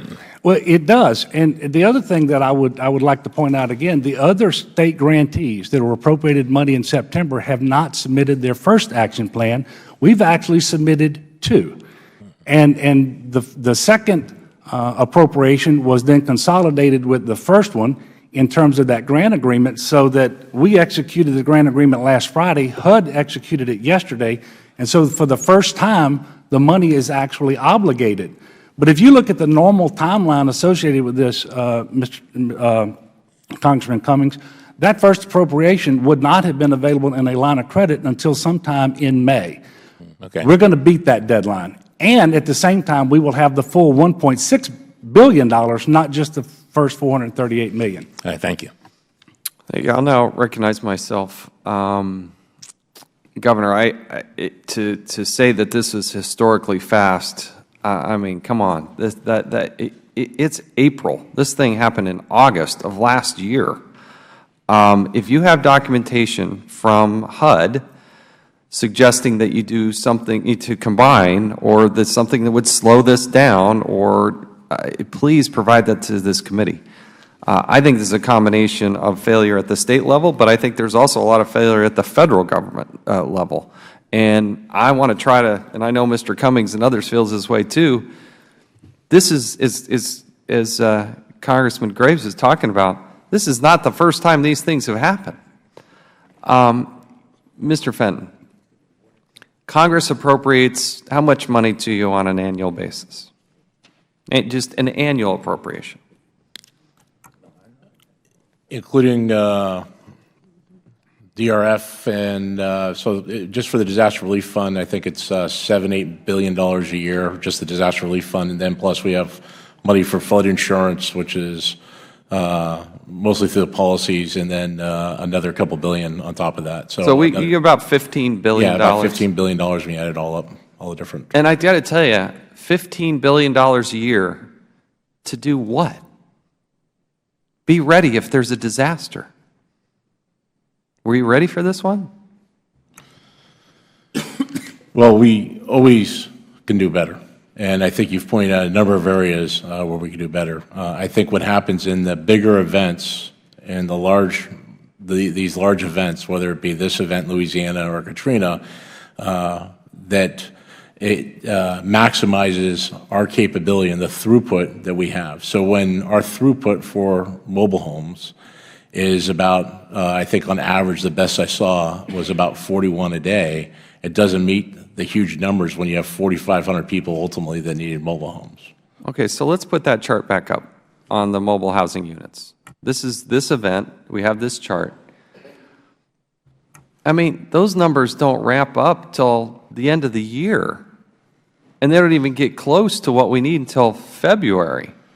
So our focus immediately is to put people in rental properties, if available, into hotels, and then start to determine, and we're also working the TSA program with, or the shelter, the STEP program with the governor. And so we're getting people into safe, habitable locations outside of shelters. And then we start working through those individuals to determine their requirements. And at the same time, start to order. If you think you can do, you said, I think, 41 a day? 41 a day with the infrastructure all being intact, power, water, sewer, all in being perfect intact. conditions. I mean, so 41 a day is what we got up to, right? It takes some time. It took you like 6 months to get to that point. It takes some time to get the infrastructure and the resources there in order to meet that level. Can take down the graphic. Yeah. If we paid you nothing and we just said, hey, Louisiana, here's a bunch of money, go help fight this disaster, Mr. Harrell, what do you think would have happened? Quite honestly, I probably would have failed miserably, but at least it would have been me failing instead of pointing fingers at someone else. I would like to have the opportunity to do that any day of the week because I feel like I failed the people of Livingston Parish on this disaster, and that's strictly due to the inability of FEMA to work as a team. And I'm going to go back and throw something else in. If you'll look at your National Response Framework, if you look at your NIMS management system, it all says that we work as a team at the lowest possible level. It's not a team approach when it comes to FEMA. So yes, give me a block grant. Let me handle my people. You know, that's what's sad about this is there are a lot of good men and women serving in all of your organizations. You go talk to the person who's down there on the ground in Louisiana trying to do things, working for FEMA. I think their heart's in the right place. But I don't think any of you could look at this and assess it as a B+ or highly successful, anything other than a total and utter failure from top to bottom. We're not serving the people that they pay the taxes. They do what they're supposed to do, and they're on the receiving end of something that's so devastating, it's just, you can't even fathom it. I don't understand, and nor should we ever tolerate such a lack of response. I want to read, this is, again, it's an internal FEMA document. This document, and the print is like too font here, but this is January of 2017. This is regarding CB&I. It says, for the month of December 2016, the report indicates that the contractor received 1,980 maintenance calls. The contractor only completed 198 of those. Thus, 90% were not complete. And Mr. Boone, you come here and tell us you were highly successful. I just don't understand the disconnect. It's not even close. Let me read another. This is the long term. That was just for the short term. Long term, repeat calls, repeat caller complaints that go without maintenance attention are numerous. Then it says there are 1,655 out of 4,793 issues not completed, which is only a completion rate of 35%. It's not as if we haven't ponied up the money. You're getting big contracts. But I don't understand, Mr. Boone, how you're not aware of this. And Mr. Fenton, if you're not aware of this, who is? Upon coming into this job, January 20th, I went down there and I asked those questions. At that time when I was down there in February. How long have you been with FEMA? Been FEMA 20 years, sir. What was your job before this? I was the regional administrator for the West Coast, and still am. Okay. And still you don't have that? Okay. I'm the acting administrator right now, but I'm... Sorry, keep going. Yep. So I've been FEMA 20 years, 13 years in Region 9, 6 years in D.C., went back there for the last 2 years as now the regional administrator. Got sent here to be the acting administrator just starting January 20th. Been here since January 20th as the acting administrator, sir. I tell you, you got your hands full, because we've seen this movie before, and we've seen it in Louisiana, and we failed again. The federal government fell on its face, and the state didn't do much to help either. As I'm telling you, to not be prepared in April for a contract to start putting stuff out the door, I just can't even imagine what these people are dealing with internally. Let's go to Congressman Johnson, who's also joined us from Louisiana. Congressman, you're now recognized for 5 minutes. Thank you, Mr. Chairman. It really was an epic failure, federal and state government. I take issue with what you said, Mr. Harrell. I don't think it was your failure. I think it was at higher levels. And, you know, the sad thing about it is in Louisiana, we do recovery really well because we have so much experience with it. I mean, sadly, as you noted, just in your administration, Governor, there's been a series of tragedies and disasters. But the reason we do recovery well in Louisiana is not because of the federal or state government. It's because of our people, because they're very resourceful. They're survivors. Communities work together, neighbors band together, citizens go into action. They know what to do. They take care of one another, often in spite of the government, not because of it. Governor, in January you described the shelter-at-home program as being very successful. And there's been a lot of discussion about this today, and you gentlemen have taken some heat. Do you still stand by that statement? Do you still say that our shelter-at-home is a model that's very successful? I believe that it served its purpose by and large, and it's successful in the sense that I think it was a little over 3 months, the shelter-at-home program was stood up, and actually 10,000 homes in just a little over 3 months actually received those repairs to make their homes safe, habitable, and secure so people could go back home. That was the only option we had then. And by the way, if a similar disaster hits us today, it's the only option we have today, because you don't have the TSA available in terms of motels and hotels.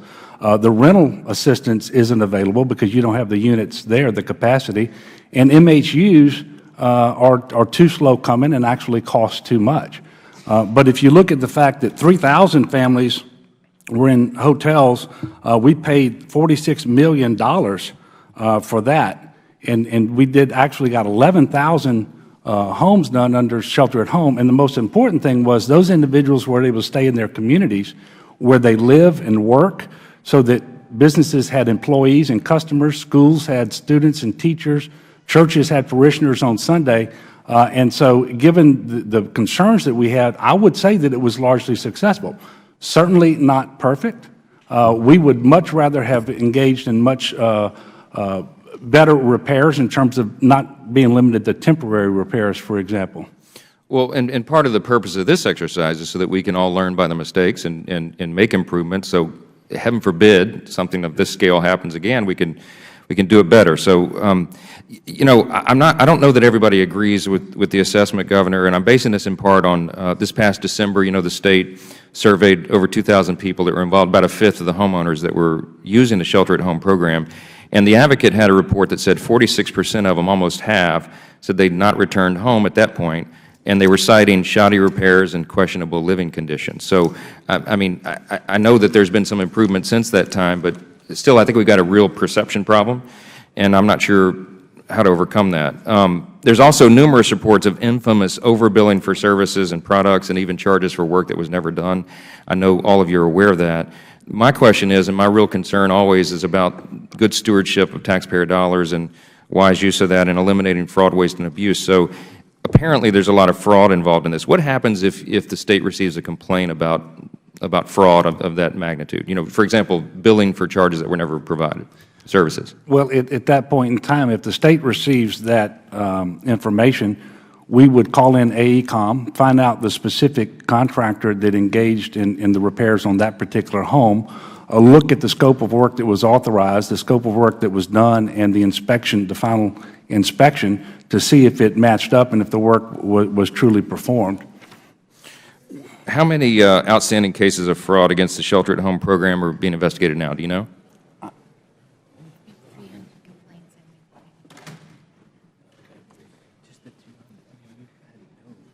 Any outstanding? No outstanding. As far as we know, there are no outstanding allegations of fraud against the program, and I think the total number of complaints was in the neighborhood of 300 out of 11,000, and those complaints weren't about fraud necessarily. Those were individuals who wanted a scope of work that was greater than what was performed. Some of it had to do with the workmanship, and a lot of times those were conflated because people don't like the temporary nature of the repairs that were made in many cases. I'm out of time, but just one last question for FEMA, Mr. Fenton. Does FEMA provide direct oversight of the shelter-at-home program or the state equivalents thereof? I mean, what does that look like in terms of oversight? Yeah, it's a grant to the state. We worked with them on the implementation plan and the checks and balances within that. They talked to New York, got their lessons learned from New York. We've looked at some past IG audits on some of their recommendations, and the program is running again as a pilot for a second time in Louisiana.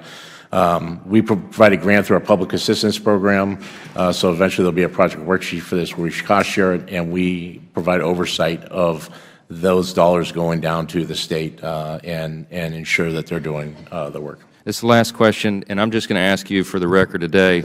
I'm sure this goes without saying, but we have your absolute commitment that you're going to improve these programs and make this better for the next round, right? Well, yeah, definitely, 110%, sir. I've already started since coming on January 20th, the housing summit that I talked about in my opening statement. I've reached out to MIT and Lincoln Labs to get them, the academic community, to take a look at what we're doing and give us maybe an outside look at what we could do better. And we're going to do we're going to invite industry in for Industry Day because there's multiple different capabilities we could bring to the table. If we can find something that is more agile, faster, but as safe, we'll look to do that. Right now, the MHU, just because of the size, trying to put it on individual lots represents a lot of challenges with degraded infrastructure, and so it slows us down in being able to meet the numbers that happen in this event. So we need to go back to something that is more agile, but still safe. When we were in Katrina, we were using travel trailers, and while they were more agile and faster, the safety was a concern. So we need to find something in the middle that meets the requirement during these big events, and we're looking to make those improvements. Let's do it quickly. Thank you. Sir. Thank you. We'll go to the ranking minority member. Thank you. Congressman Cummings. Mr. Fenton, after Mr. Wilson's death, FEMA raised serious concerns that CB&I was understaffed and disorganized. Senior FEMA staff warned that CB&I failed to complete 90% of its maintenance calls in the month of December. The contractor failed to show up for 40% of the scheduled monthly maintenance visits. FEMA characterized CB&I performance during this period as, quote, error-prone and incomplete, end of quote. Senator, can you please describe the concerns that FEMA had with CB&I? Well, sir, since coming on January 20th and in my meeting February down at the Joint Field Office, I asked a number of questions because of concerns I've heard with regard to the contract. There is a number of discussions that go on in operations between individuals with regard to concerns, emails that you guys have. Ultimately, it warranted a letter of concern that we wrote to CB&I from our contractor to put in writing those issues. Since that letter of concern, I'm told when I went down to the visit that they have stepped up and the times have significantly decreased. And last night, when I had a discussion with our contractor again and asked the questions, they were pretty, said that the relationship and the level of work have increased to the level that everything is satisfactory at this point. So, Mr. Boone, how do you respond to the problems, the failures of your company? There were some failures. Would you agree? Okay, go ahead. Those issues that have been raised are new to me. So obviously, I need to sort through that and understand the context of those issues. If there are failures, we'll fix them. I think as Mr. Fenton has articulated, there was a letter of concern never officially given to us. It was slid across the table from the contracting officer and shared in a brief moment with our project manager. We aggressively addressed those concerns and have performed, to our knowledge, in a very highly successful way. All right, well, let me just cite this very quickly, and then we'll be ending the hearing very shortly. On January 17, 2017, one of the residents in a manufactured housing unit wrote to FEMA about a serious plumbing issue that she had been trying to get resolved for a month.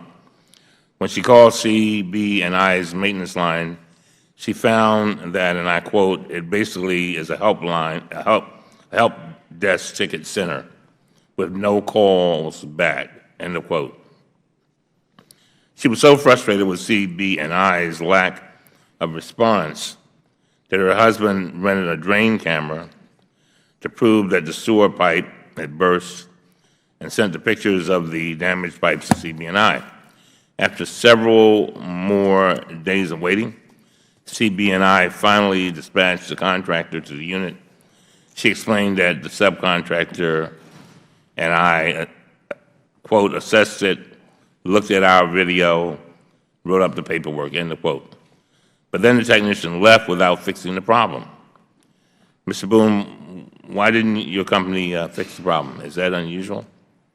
No, we address those problems. So again, this is news to me, and I'll dig into it, but we have a reputation of doing prompt and responsive work. So obviously, if this allegation is true, we have to get to the bottom of it. All right. Thank you very much. Recognize the gentleman from Wisconsin, Mr. Gothman. Yeah, Mr. Fenton, I'd like to kind of go over some territory that was covered before. I had another hearing at the time. Each manufactured housing unit that you purchase costs around 140 grand to install and maintain, correct?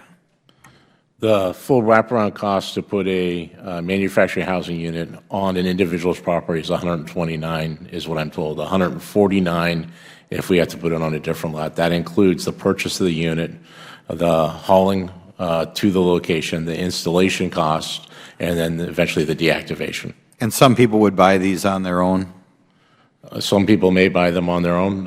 We in FEMA buy them direct from 6 manufacturers. Okay, so you got a good deal. Well, presumably because you buy them in bulk. We're buying units that are from HUD, regulated plants. We're buying units that have extra retrofitting as far as the frame. We put a fire suppression system in and do a lot of things above and beyond the normal models. Right. But presumably because you're buying lots rather than if I just walked up and say I want one, you're getting a better deal than somebody would want if they just buy one of these, correct? I would think so. I think time plays into that. We're buying a lot of units in a very short duration, but there's time, and then there's the number that we're buying. Okay, my notes here say that you turn around and after spending 140, 145 grand for these, you spin around and sell them for 11 grand. Is that accurate? We are required to, if it's not cost effective to bring them back to our location, they can't be retrofitted, then we go through the GSA excess property. By statute, we're required to put it through there, and they sell those units, and $11,000 is what I'm told that some of those units fetch. Does that hit you as unusual? As far as odd? I mean, I would think that if you buy something for 140 grand or 130 grand, and 2 years later you sell it for 11 grand, I would think that somebody really screwed up. Do you have? Well, the unit itself is $60,000. And then it's been used now for some period of time. So you have to make repairs to the unit, which is some cost, and then you got to go ahead and move the unit back and store it. So we take into account the cost to restore it back to pre-disaster condition, the cost to move it, the cost to go ahead and mothball it and sustain it, versus the cost to sell it on site. And if it's more cost effective to sell on site, we're going to choose that option versus exceeding that cost by doing all the 3 things that I said and doing more costs to go ahead and move it back to a location, especially if it's not usable again. Okay. And many of these are not usable after 18 months and after the travel that they've done already. You pay $140,000 a year for something that's not usable after 16 months? $60,000 for the unit. The rest of the cost is moving it. The rest of the cost is installation of that, the water, sewer, gas hookups, and deactivation. Even $60,000. You mean a year and a half after you buy something for $60,000, it's been so ripped apart that it's worth $10,000. And recently, staff here found one listed on your auction site or GSA's auction site for $2,500. Doesn't it? Can you explain why the dramatic decline in value or something that I would think should be good for 30 or 40 years? All I know is that usually the long distances they travel impact the frame of the unit. The use of it underneath the conditions that we put them in impact that. And so therefore we put them out on the fair market to get as much as GSA can get for those units. How many, usually one family lives in these things? Yes, one family usually. Well, I'll tell you this. If I was in a situation like this, and I needed housing for 2 years or something, I would think if you rent an apartment almost, I would think, maybe not in Washington, D.C., obviously, but other places, you can get a fairly good apartment for under $10,000 a year. Do you think it would be more cost effective if somebody's in a situation, say, for a year and a half, we're just giving you a check for $12,000 and you find housing? We do provide rental assistance to them at the fair market rental rate. I mean, across the board. rather than say, I'm going to spend 150 grand for something that I'm going to sell in a year and a half for 10 grand, about, or maybe 140 and 12 or whatever, why don't we just across the board just say, here, family, here's a check for $15,000, you find an apartment?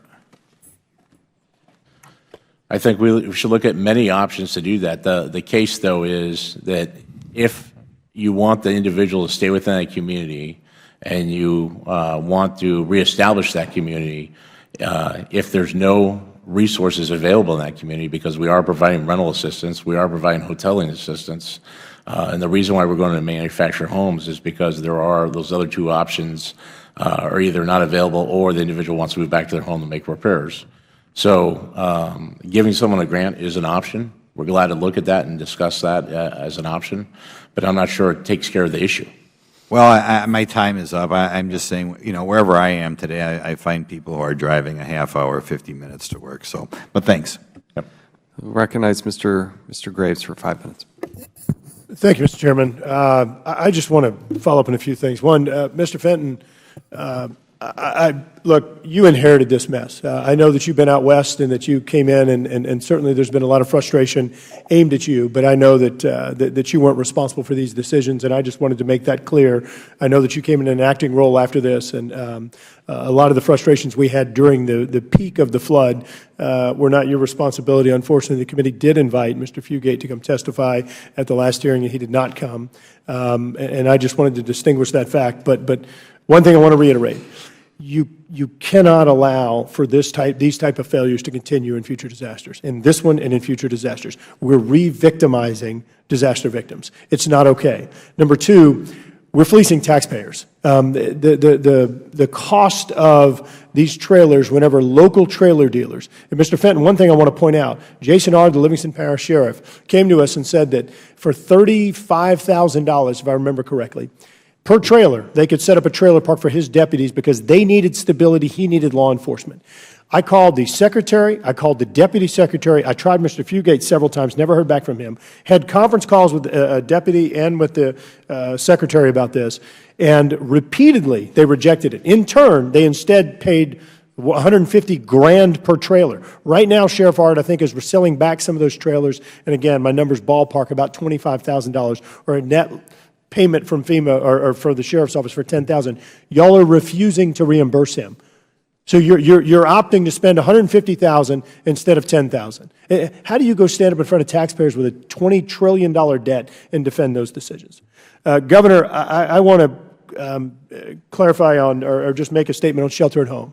I commend you for shelter at home. I tweeted that day and said that that is an innovative approach, and I like it because it helps get people back into their homes, their communities, helps restore the tax base that I know Mr. Harrell, President Leighton Ricks, and I know we also have the chairman of our Homeland Security Committee in the Senate, Bodie White, and the chairman of Education Committee, Senator Blade Morris, and Representative Miguez here. I know all these people care about people getting back and restoring the community and the tax base and everything back in their homes. I commend you, but I also said the execution was going to be based on execution. I think execution was a failure. You and I have talked about the word temporary in the Stafford Act. We've got to work with FEMA to change that because I think that once I saw the parameters, it was absurd, and it just didn't make sense to move forward. And what happened is we prevented these flood victims from having other housing options by doing shelter at home in many cases, and that's unfortunate. People told me over and over again they couldn't get responses from contractor, the work was substandard, and had they known what it would have been like, they never would have opted for that.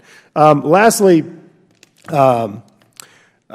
I've got a number of documents. I'm not going to go back and forth with you here on arguing what the timelines are and everything else. So what I'm going to do is, Mr. Chairman, I've got documents from HUD. I've got documents from the governor. I've got the Federal Register notice. I'm going to submit these for the record. The documents speak for themselves. Very clear in this case. And I ask unanimous consent that those be included in the record. Without objection, so ordered.